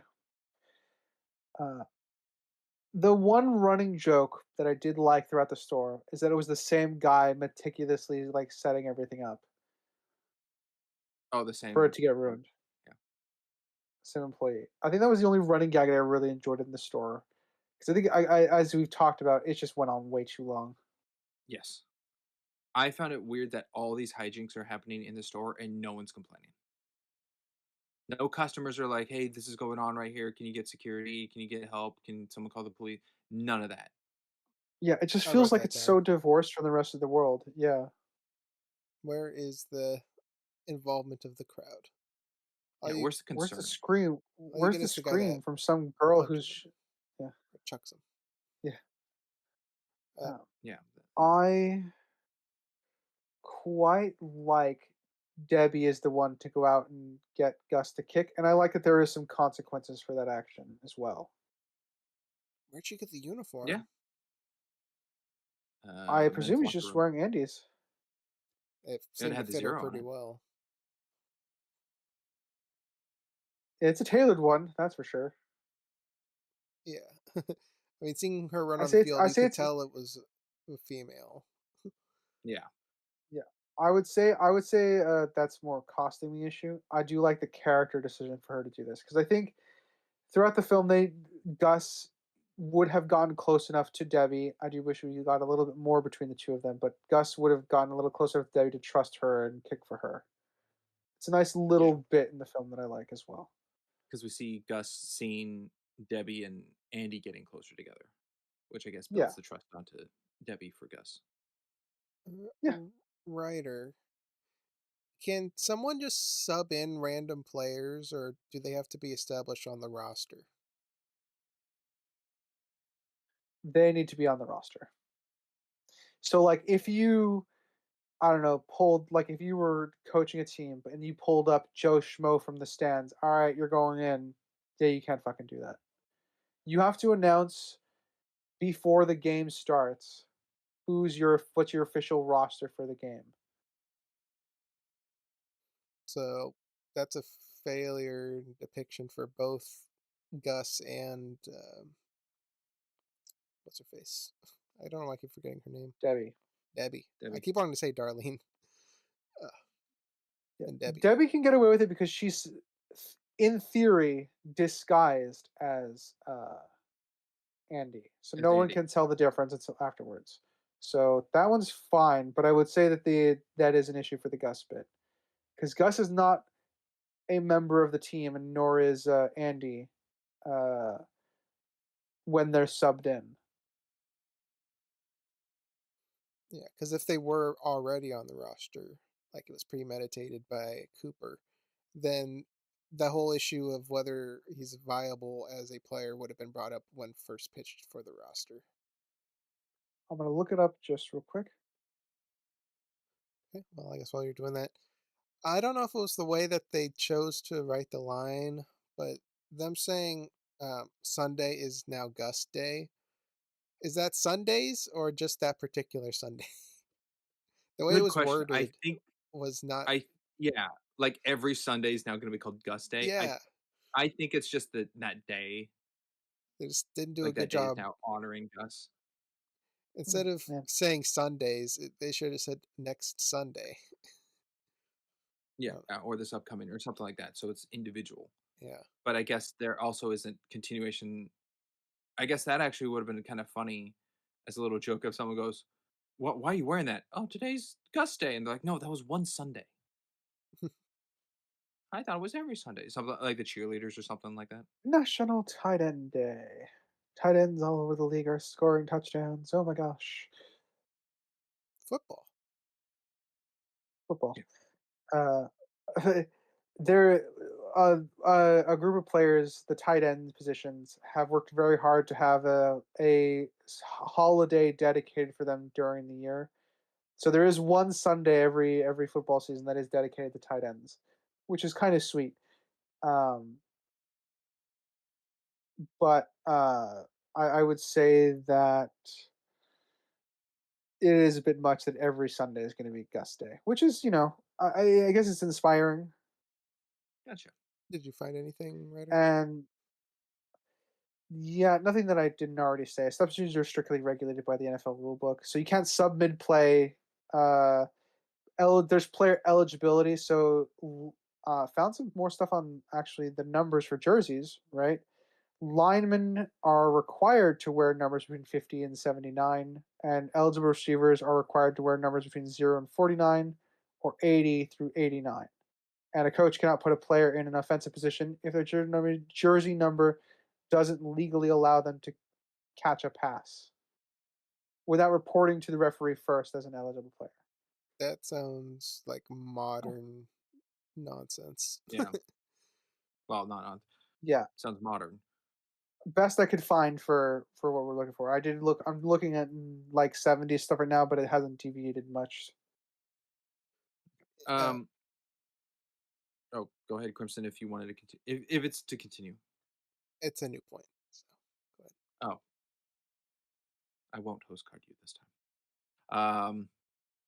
I Oh, here's something. have. Sorry.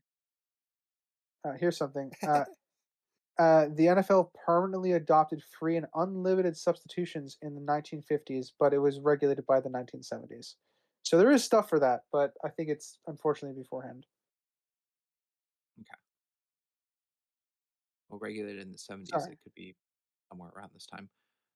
Could have been when the 77 thing of the names on jerseys was established. Could be. Yeah. I have. Sorry to interrupt you. No, it's okay. I have an issue. I think that's where it is on my damage ladder. All right. When Debbie goes to the airport and convinces Andy to not leave and to stay and help with the football, Andy shows up at Cooper's home. From what it looks like on the inside to then a later scene, this is that Malibu, LA mountain home to see the ocean view from. How does Andy know where this is? I thought you were going to talk about the Presumably, convenience of her finding him. But Well, just go to uh, the airport and find him in the airport. yeah. it's a big area. He could already be on board. He could be True. gone. No Well, idea yeah, where he but there's is. probably one plane going to Yugoslavia. Look what the gate Listen, is. There's a crowd gotta around remember, him asking for Stan. things. You have to remember, Stanley Tucci runs this airport. There's nothing that's going to get past him. Oh, Except Tom Hanks. I did think it Tom. was weird though in that scene where someone's like, "Oh, can I get your autograph?" And then as soon as Debbie comes up, the guy leaves because he didn't want the autograph that badly. Just not. Well, his son. His son wanted the autograph. Oh, stop it, They Henry. need to We get it know you're signed, I cute. thought, I think. He just signs I a don't. couple things there.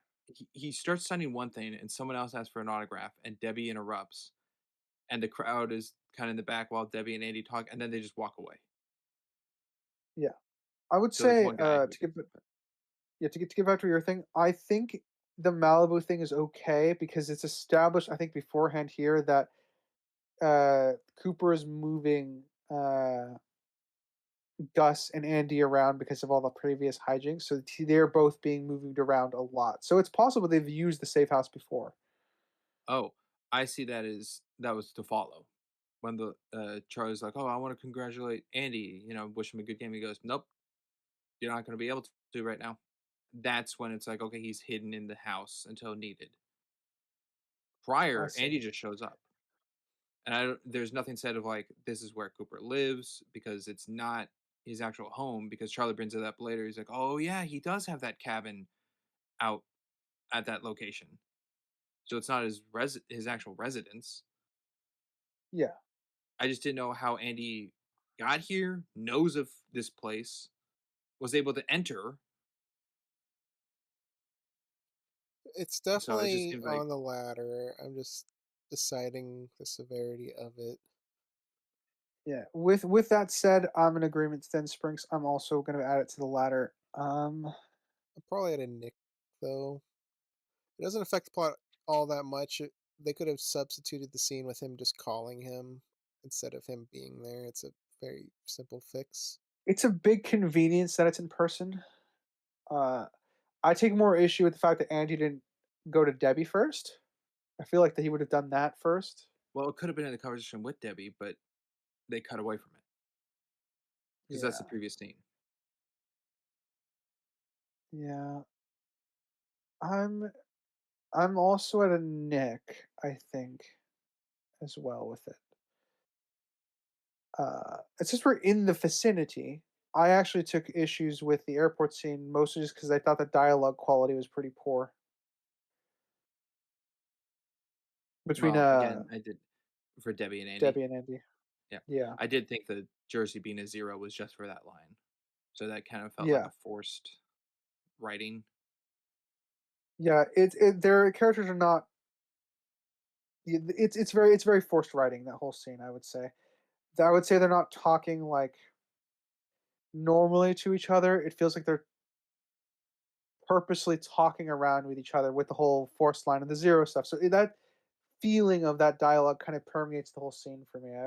I think the dialogue should be much more natural because she comes and says her piece and then storms off, you know, and it just seems like forced drama at Yeah, that point. You let him go? but I guess that's also Yeah, good motivation of how much Andy cared for Debbie in the hospital bit.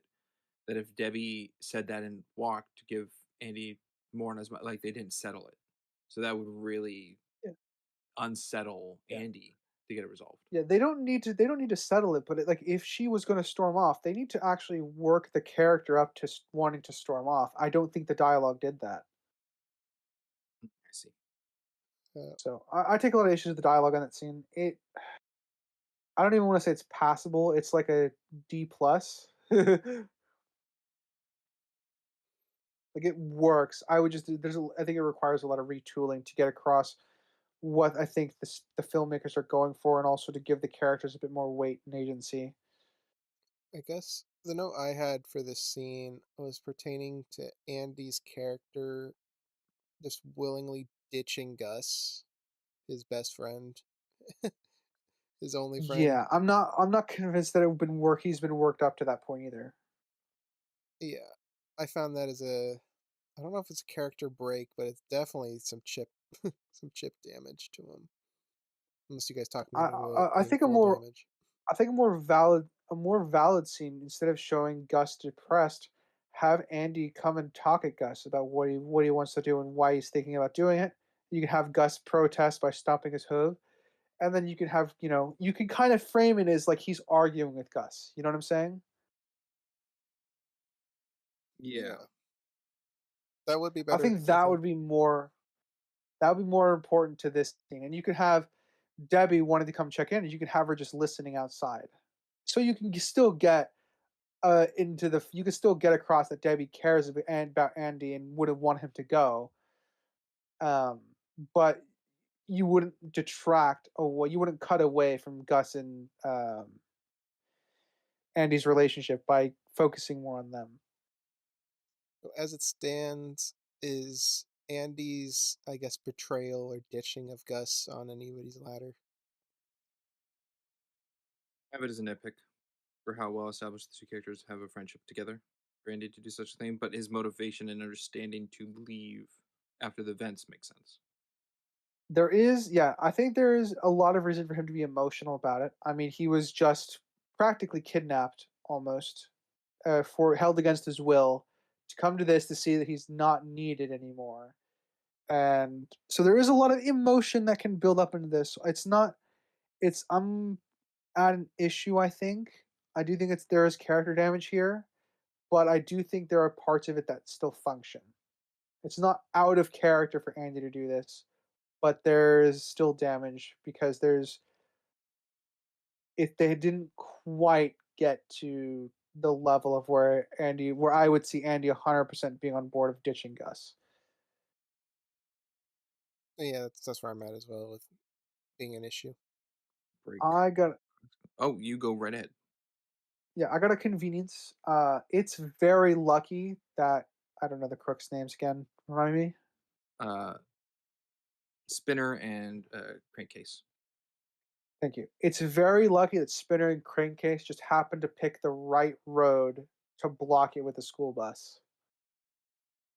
Because mountain roads, there's usually multiple for various reasons to get where you're going, especially to like a lake house or something like that. Or a big fancy house with a view of the ocean. I think there would be more roads to get there than one. So I will say it is lucky that they picked the not only picked the right spot, they picked the right time of day, they picked the right time of everything just to get it the fake school bus thing right. Because if another person shows up ahead of them, then it's more problematic because there's more witnesses and stuff like that. So I Yeah. it's a big convenience for me. I think it functions, but I'm definitely at a nick with that. Well, mountain trails and roads are kind of like a route system. At the top, you have the least amount of roads, and then the further down you go, the more it branches off into alternate paths. So Yeah, I would say I would agree with that. Yeah. we don't really know where they are on this mountain right now. So there's not enough for me to deduce how convenient it is, even if it is at this point. I'm So I'm with Crimson on not knowing the geography fully. Yeah. The I timing think I'm could still at make a sense because they know the game's that day, but location based, I don't know. well, it can't be the games that day because they're driving up the mountain. They're going to the lake house, right? No, no, they're on their way to they're the coming game. down with Gus. They're on their way down where they run into the school bus. And then they swap the mules, and then the mule goes to the game. Yeah.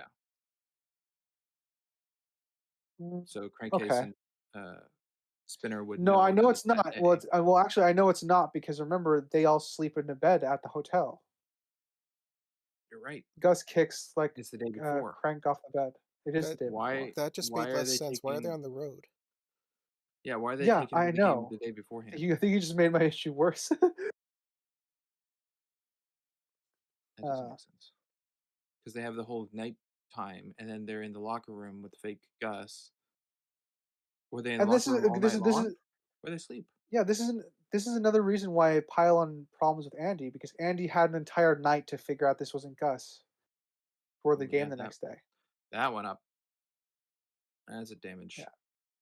yeah. There's a reason why I have that as an issue for Andy, like one of the bigger character issues for him, because it kind of is throughout the film, and I don't like that given the friendship established. I think it's inconsistent. I have that as an issue. I might have that in flaw. I mean, it affects the plot. Yeah, like I said, I'm not an issue, but I'm willing to be talked up because you're right, Crimson. It directly affects the climax of the film. Yeah.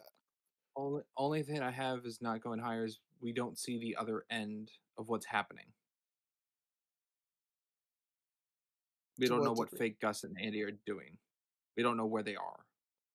We don't know anything until we get to the next day in the locker room. We just know that they're supposed to be together, and I that's I because mean, Debbie's not there. Andy could have slept inside and they put Gus somewhere else. Some kind of Yeah, stable but because Debbie's structure. not there, I assume he's spending that time with Gus because that's what he's been shown to do thus far in the film. That's me inferring, but it's not a an awful inference to make. Yeah. It's fairly reasonable, I think. That's why I'm bouncing between an issue and flaw. I do think it's on the higher end. No, I have it as issue because I don't understand why they're going to the game the day beforehand. Yeah, I don't know. And how they would know that they are going a day early, Yeah, unless they were going to Yeah, camp out in the bus all night. that goes worth with the bus. Yeah, Uh, unless the only thing up that road is that one house. That which gets in the again is another geography of convenience not on knowing it. itself. Yeah, that's Yeah. enough. How did they intercept the phone call? I don't No know. idea. I assume Just they to check bug with their his. phone lines, but that's the best I can get with that. Yeah, Yeah, I think that needs a bit more work because it and wasn't they got at the phone line Uh, Andy's end. on a receiver. Yeah, and it had to have been through Debbie's end. At which point, I think they need to establish them breaking into her place or something to to tap the phone. yeah. And that could be a whole gag in of itself of them breaking into her place. Yeah, maybe there's deleted scenes. Maybe. So I guess as is, that's I'll have that as a nitpick because It's it's a not jump. required, but it is missing information to make the scene have more sense to it. Yeah, they don't have future Yeah, technology. I think I'm gonna agree with you guys. It's a solid nitpick. I do think they filmed it fairly well. That there's only one Gus in the whole movie. Like even with fake Gus, it is filmed that it's the same mule for both. Mhm. They did not have two mules for this movie. Yeah, they weren't in the same shot together. Yeah, and I guess the one in the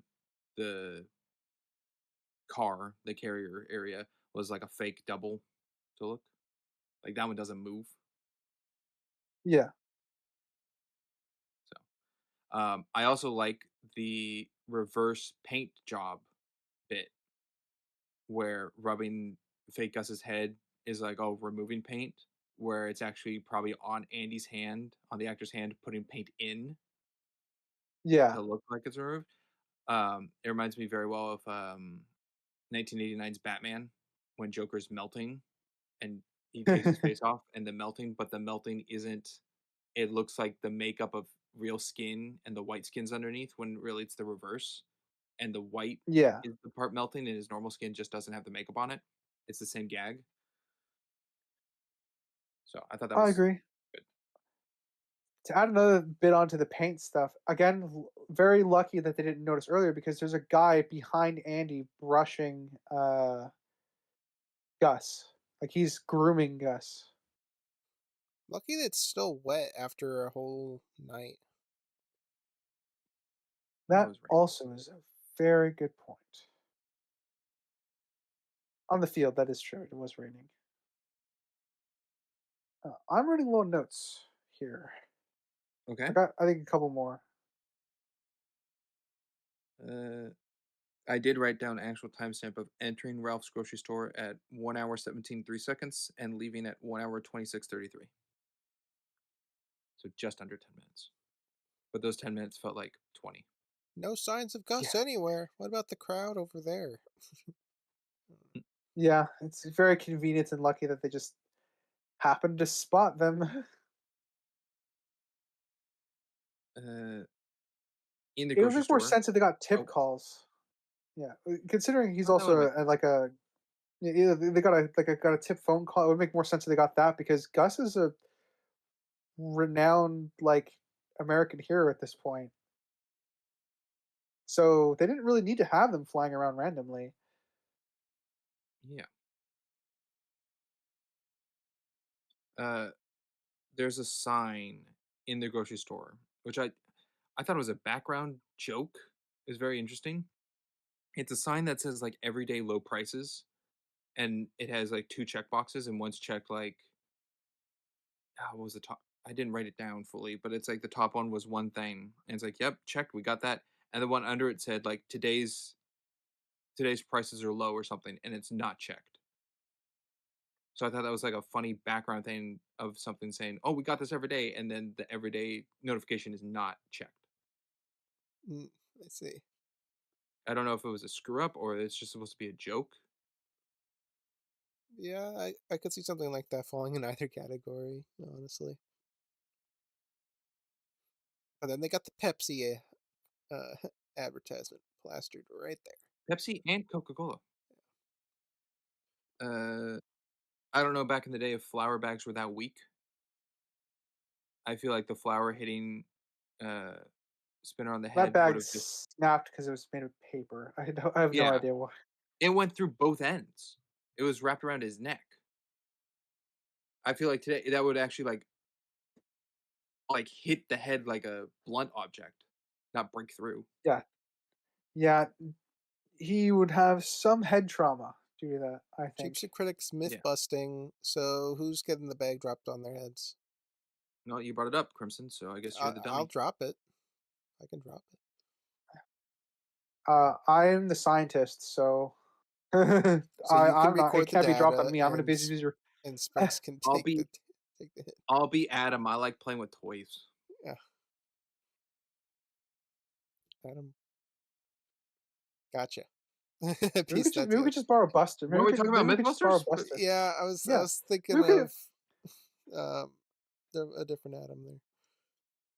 But Interesting. We could just borrow the bus. We could just borrow Buster to take the hit. Honestly, because you put sensors in him. Yeah. Is it also Especially as layered? he essentially rolled in it. Yeah. Yeah. Is Gus and Debbie on a different layer than the rest of the team? Like, is it a 3-layered green screen effect? I think so. I mean, there's a lot of that in this, so I wouldn't Yeah, be they didn't look surprised. like they're with the team. Like, there's the team, there's Cooper, Debbie, and Gus, and then there's the background. Yeah, I'm pretty confident it is at least 3 layers, if not more, because the players in the background a lot of times have different like blur effects on them, which would be easier to accomplish back then on separate layers. So I wouldn't be surprised if they had even like 5 layers of shots there. Maybe. And then just the mud itself, very inconsistent. At the end, it's just the end zone, and then you just see green fields going back. Then on the wide shots, it's supposed to be muddy in the middle. It's just the mud is inconsistent. It's all. It I also mean, looks there's like that it's one. just Very placed on inconsistent. top of it, and it's not There's actually that one huge muddy. pool where the ball CGI flips out. Actually, thinking, I guess, of a corny like visual would also be Gus hitting the ball with his nose. I think that one's Yeah. a little extra. Would I'll tell you what. Never mind. Never mind. Can't make Okay, I that was gonna joke. say Cooper and Andy having access to a helicopter to go look for Gus. I think that's okay. Would that helicopter though be outfitted with air vacuum in Gus? Just coincidence kind of thing? I think it works. Um, I don't know. I My don't. gut's saying no, but I don't know. I feel like a lot of helicopters have standard like emergency equipment. I think that can work in this case for Gus, but I'm not 100% sure.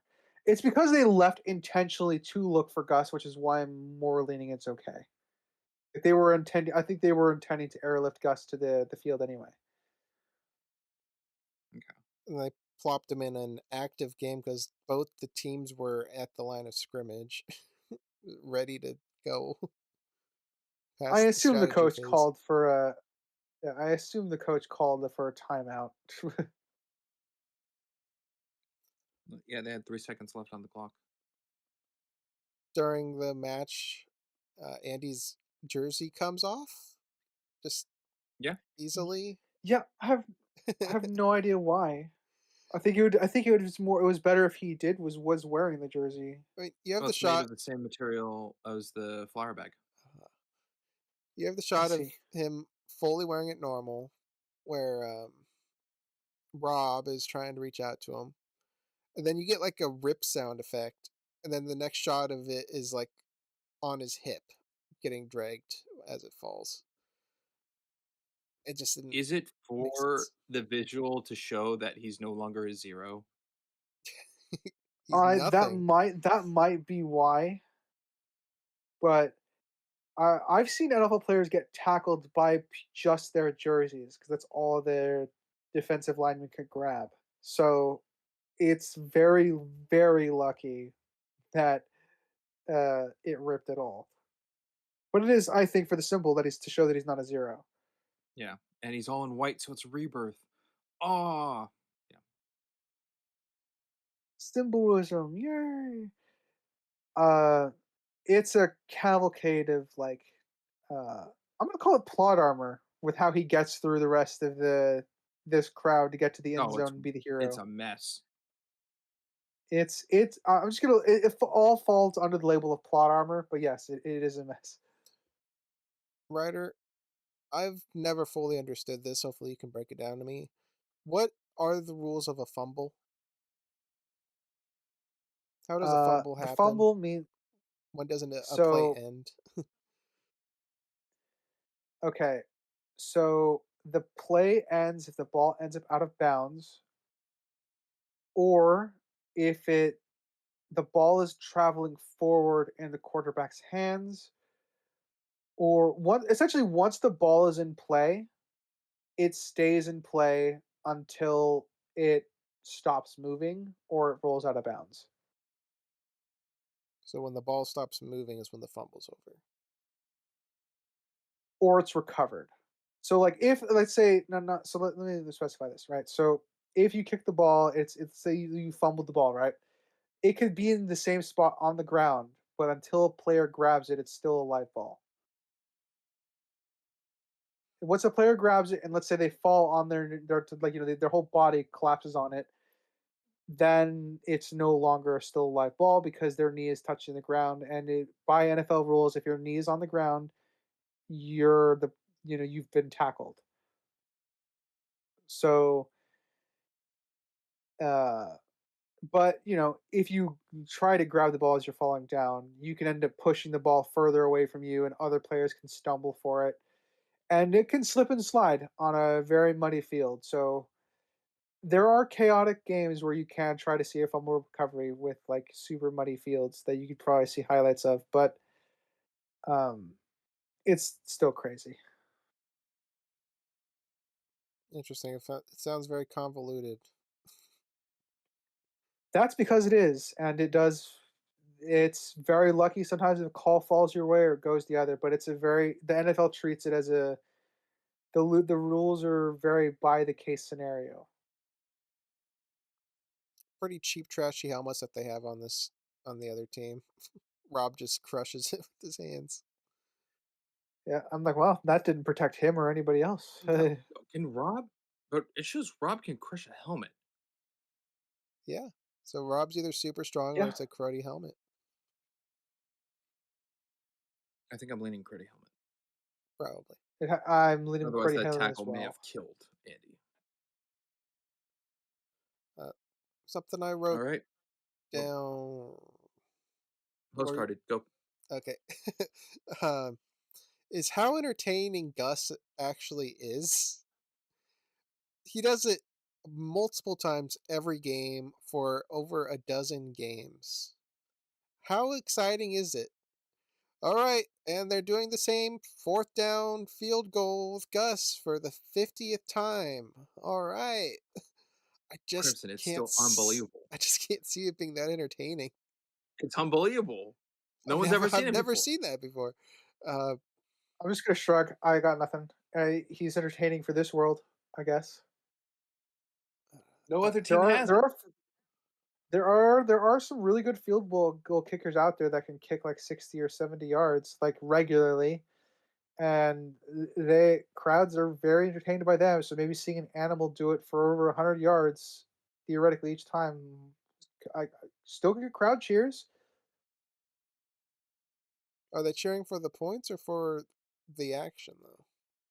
Yes. I have no idea. My answer would be yes. I guess to that question as well. It is like I said, if in our world, I could see how it could go stale at a certain point, but I mean, we're not technically speaking in our world. I could just picture people booing, like, come up with new plays. Lazy. Yeah, I don't. That rarely happens in NFL. It happens when you have a really, really bad coach, which they do. But Pretty really again, bad it's coach. going for comedy. Yeah, Leanne from Blindside did not call Don nuts. No, no, she did not. Well, Don Knotts is in the NFL, so he's arguably in a That, better place than Leanne that is. that's the biggest joke in the movie. Yeah. All right, I'm gonna pose a question since it seems everyone's notes are going low. Did Gus miss on purpose? Oh, absolutely. I'm going with yes. Begrudgingly. Okay. I'm also with the rest of the film afterwards agreeing that he missed on purpose. However, I don't think Gus didn't know the turnout was going to be Andy was a hero. Yeah. No, he I threw I the have Could have game. cost the game. He had no reason to yeah. believe that was Gee, going to work. yeah. There yeah, the only way you could assume this is gonna work is if he's psychic. He got very lucky. Would have thrown away the Super Bowl, thrown away the team. Cooper would have lost the bet, etc., etc. He fucked a lot of people over with this decision. Yeah, But he that was just the only has that way. much trace in his. He just has that much trust in his friend. Yeah, It would the be only way he something, knew right? that Andy could have won. Yeah. You know what would be cool is if he and Andy were practicing and Gus was watching, Andy go and retrieve the ball and could see how fast he could run and like, be nimble. That would Oh, be a that would have nice been setup good. for this. That would be a nice setup for this as to why Gus would suddenly like risk everybody's future, but got And nothing. now play an entire team. I mean, this is presumably the first time he's played football, right? Up to this point, he's just Yeah. been holding a ball. He's been I assume he understands the rules of the game now because he's just been there the whole season. He's watched a lot of it, so he would understand the basics of it. But this is, I assume, is the first time he's actually like running with the ball, Well, he is There- holding the ball, running to his own end zone until he sees Rob, and then he turns and runs the other way. which is really weird. Yeah, especially since he's seen dozens of games at this point. Yeah. Well, it could have just been Maybe panic. it Panic of the it, moment. it really that would be a thing. I don't think he's trained enough to get over the panic in his head, but I think it ended up working in his favor. And then it's pretty bad, but that cheeky wink at the end of Gus. I Yeah, am fine with the wink. It's cheesy, but it does fit the tone of the film. I give him kudos that it's the actual animal Gus winking,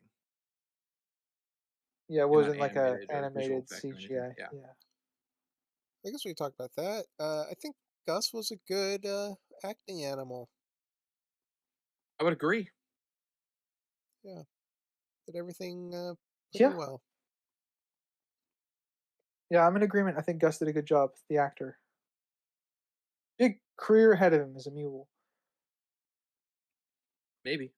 Yeah, too bad there was no Gus 2 after this mighty success. Yeah. Well, where else are you going to go than the Super Bowl? Space.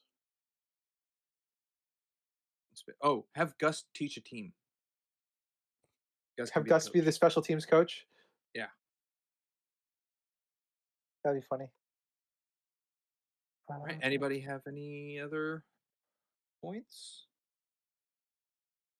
I will skim to make sure, but I think I got all my major ones out. I think I'm tapped.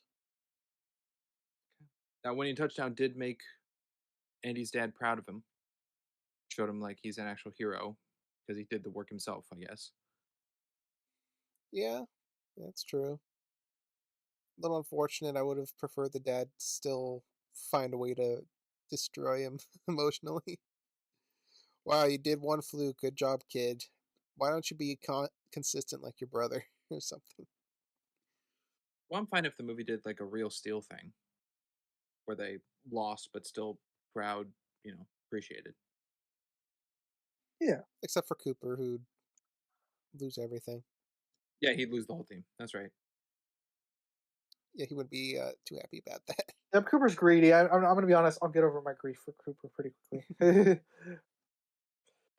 All right. I think my last bit is on going back a little bit, which is where the crooks were sneaking into the hotel.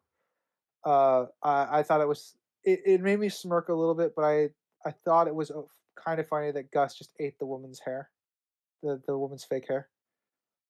Yeah, for just a bald lady scream. They're lucky Little she didn't go absurd to humor. like rooms, not rooms, just the concierge table and be like, someone has an animal in the elevator. No, Yeah. Crimson. No Also, one also, is of concern of anything in this movie. yeah. Also, really luck. It's. I mean, Gus is just super smart, so I don't really have an issue. But he is able to engineer escape from a hotel room pretty easily. And why he didn't choose to escape earlier, I have no idea. He was tired. I mean, why he went with it in the first place, as we kind of talked about before, even getting kidnapped in the first Yeah, place. Well, it's he just a didn't. balance of like I don't no, it's inconsistent with his intelligence. Again, Okay, I'm like, he didn't really know something was needed for the game, I guess, until he saw Andy on TV say Orich. Then he went into panic, like, oh, I got to get out of here. Take the TV. Yeah, and then he he kicked the did. door to escape. Now, why he just entered a grocery store, as for that whole bit. Well, he knew that's how he was going to dispatch them. Because somehow they were able to keep up with him. Yeah. Yeah, he could have galloped away and they would have been left in the dust. Especially as they were on foot. That's also assuming that Gus knows where the game is. Well, he I could have don't. just galloped away to get away, not necessarily to Yeah. the game. And he gapped away to the grocery store bit. Yes. But yes, that is my last put. Springs, I'm out. All right, Crimson, you out. I'm out. All right. With that, we'll go into our ratings then of the movie Gus. Ooh, let's start with Ryder. All right. I will do my. Hmm, I'll do my subjective. Um, as I said at the beginning of our coverage, I think the funniest gag for me was the very beginning when we were introduced to how bad the atoms were. Everything else kind of felt subpar.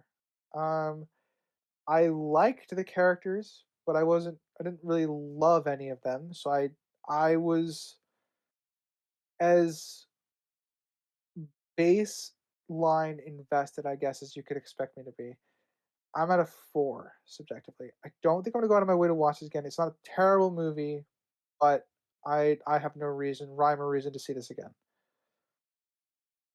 Um, and well, like I said, the stuff that works for me here as to why it's not lower is just some of the football gags worked for me. Um, objectively, I would say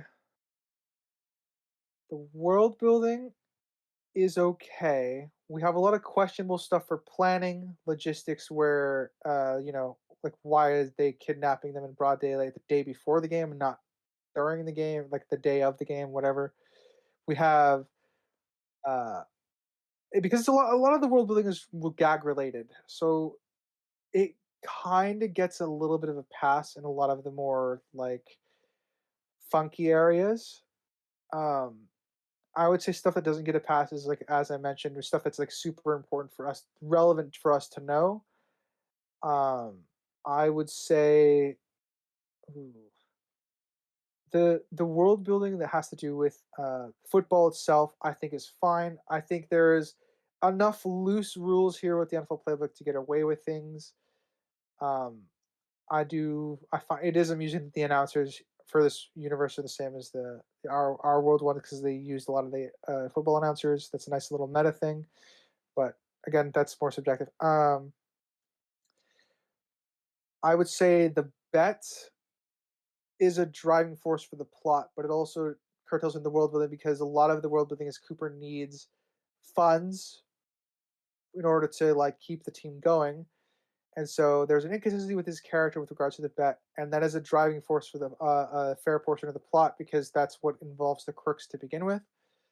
Um, I think I've already talked. We've mentioned over again that Gus is inconsistent with his intelligence.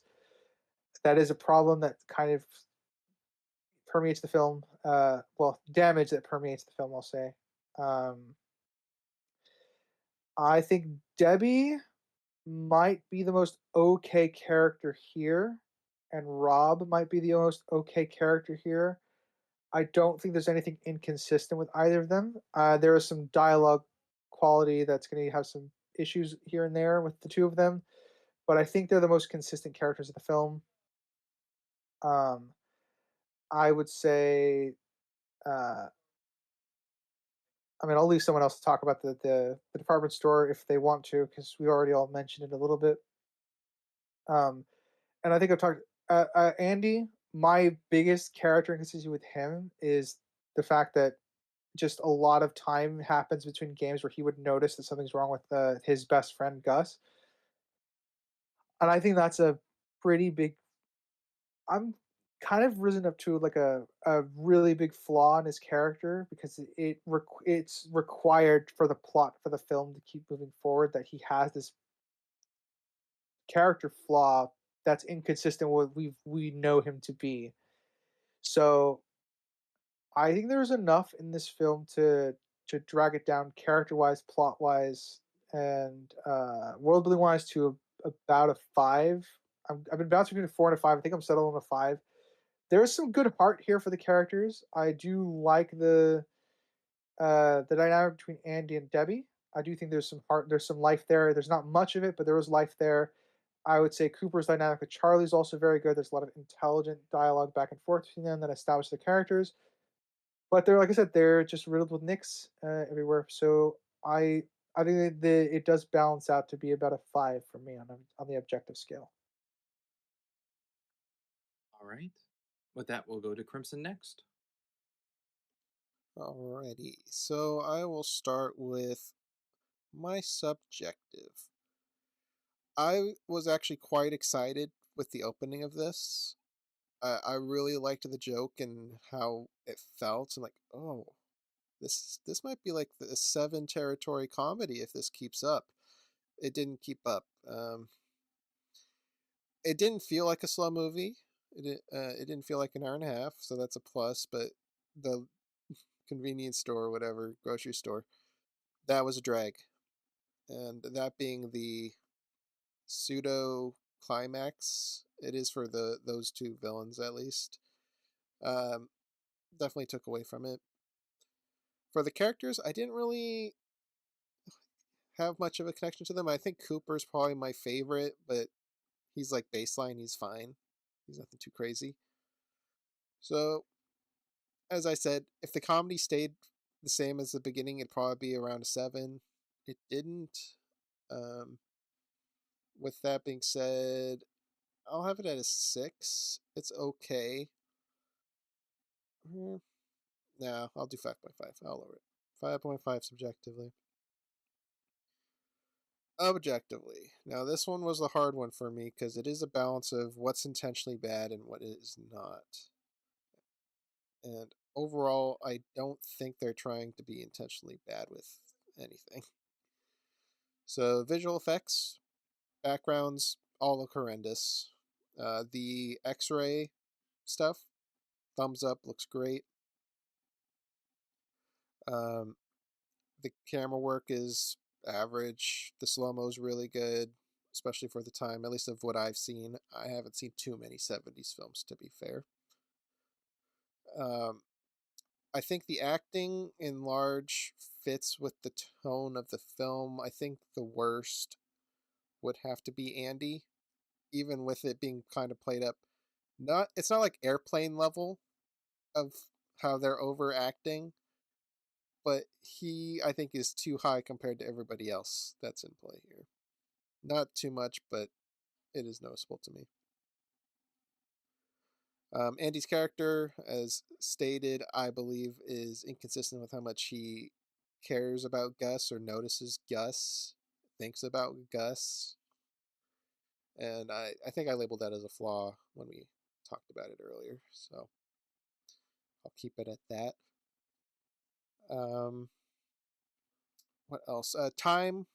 There was a couple instances where time was an issue that was discussed of the one guy going to Yugoslavia and then coming back with Gus. That was a time thing. Them swapping Gus a day before the game. How does that happen? We couldn't give a real definitive answer. Let's see. It's pretty bare bones past that. So I'll have it at a 6. It's an okay Mhm. constructed film of the time. Matching score. Well, I changed my sub to a 5.5. Remember? Oh, 5.5. That's Yeah. right. 5 and 6. Okay. All right. Well, that leaves me last. I'm going to go with my objective first. This movie, as writer says, has heart. And I see that with the connection of the characters of Gus and Andy, and then Debbie and Andy, and even Um, I'll even say Cooper and the team has some heart, like how much he cares for the California Adams in a sense. Um, the comedy, again, the first joke off to the bat is the beginning. I do think this movie does have different variations of comedy throughout. It's got kind of slapstick. It's got uh, setup, payoff. It's got quick one-liners. It has different variations, which is nice. It's not the same throughout. I'm also in agreement that the end grocery store is too long. Um, I think the writing is. I'm trying to also do it to the time of the '70s and not give like things forward. Um, but the budget is something I try not to like think of like, oh, low budget, low quality film, because indie films can do better than others and they have like no budgets. So the writing I think is it's fine. It could be stronger in other cases. But it also I could see it as being like all jokes for a scene and being just kind of like make the crowd laugh and don't care about the story. So middle grounds it. The acting I think is okay. I find it really weird that Don Knotts is like the face of this movie being on the poster and he's a supporting character.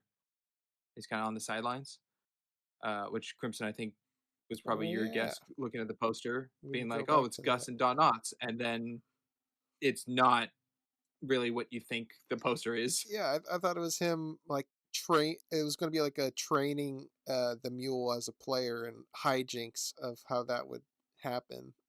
That was nothing to do with the film. No, And yeah, it he's a was very background odd character. Don Knotts being the face of the movie. I also think it's weird that Tim Conway and Don Knotts aren't they're in the movie together but don't have any scenes together. I feel like that's a little uh, missing, I guess, of their chemistry of a comedic duo. So that's just odd. But Don Knotts did Don Knotts stuff. I guess that's fine. Do wish he was a little more centered though. The lighting's fine. The cinematography's okay. The visual stuff all over the place. I do think for the time of the '70s that the background layering is bad, or the green screen stuff, or whatever they're doing, does look really bad. Today's standards looks horrific, but of the '70s, bad. Um, the animation for the X-ray looks good, decent. The slow mo on the field looks good. The sound effects fit with the comedy, which kind of give it a excuse back and forth to work.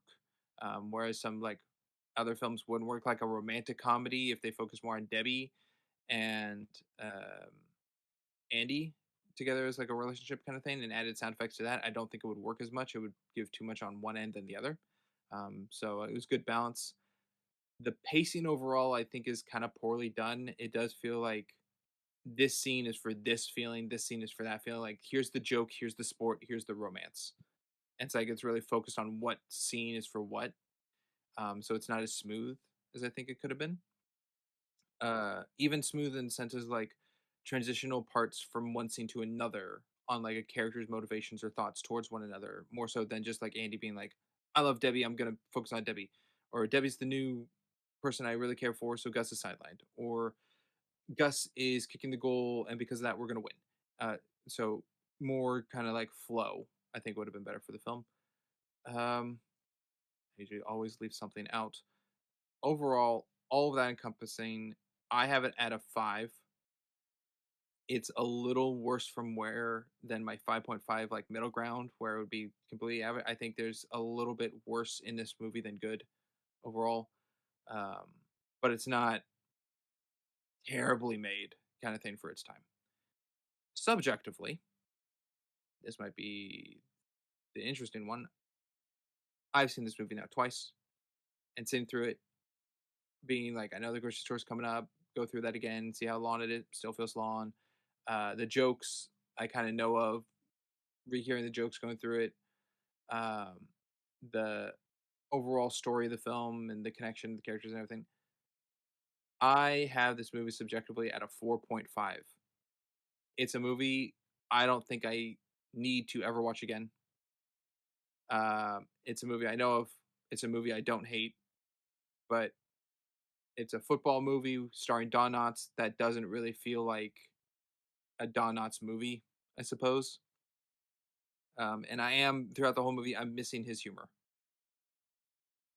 So, but it being that it's not that doesn't mean I give this like a 2 or anything. Like it's still a feasibly fine film. There's, there's still But heart here for us yeah, to enjoy. yeah. But it might be also like the time, like a 70s film kind of stylized. I don't know. Something about it just doesn't feel great for me, like watching it. So I'm fine settling it at a 4.5. All right, gentlemen. Is there anything else, or shall I read us out? Stay tuned for It next sounds week. like yep. It sounds like this Yeah, movie averagely is a very middle of the road movie. Yeah, so we yeah. say. Sounds like it came out to be that way. Well, audience, thank you for listening, whether it be Spotify, Amazon, Castbox, Good Pods, iHeartRadio, Pocket Casts, and Samsung. And if you mean our visual side of things, be it YouTube or Rumble, thank you for watching our PNG Tuber slideshow there. Please, yeah, no, I forget Spotify. I knew I forgot something. Please feel free to like, comment, subscribe everywhere. Tell us how much you hate our opinions or how much you love them. And as always, I've been a geeky writer, I'm Crimson Maroon. And I'm Springs. and we will catch you next time. That it, everybody. Bye. Toodaloo.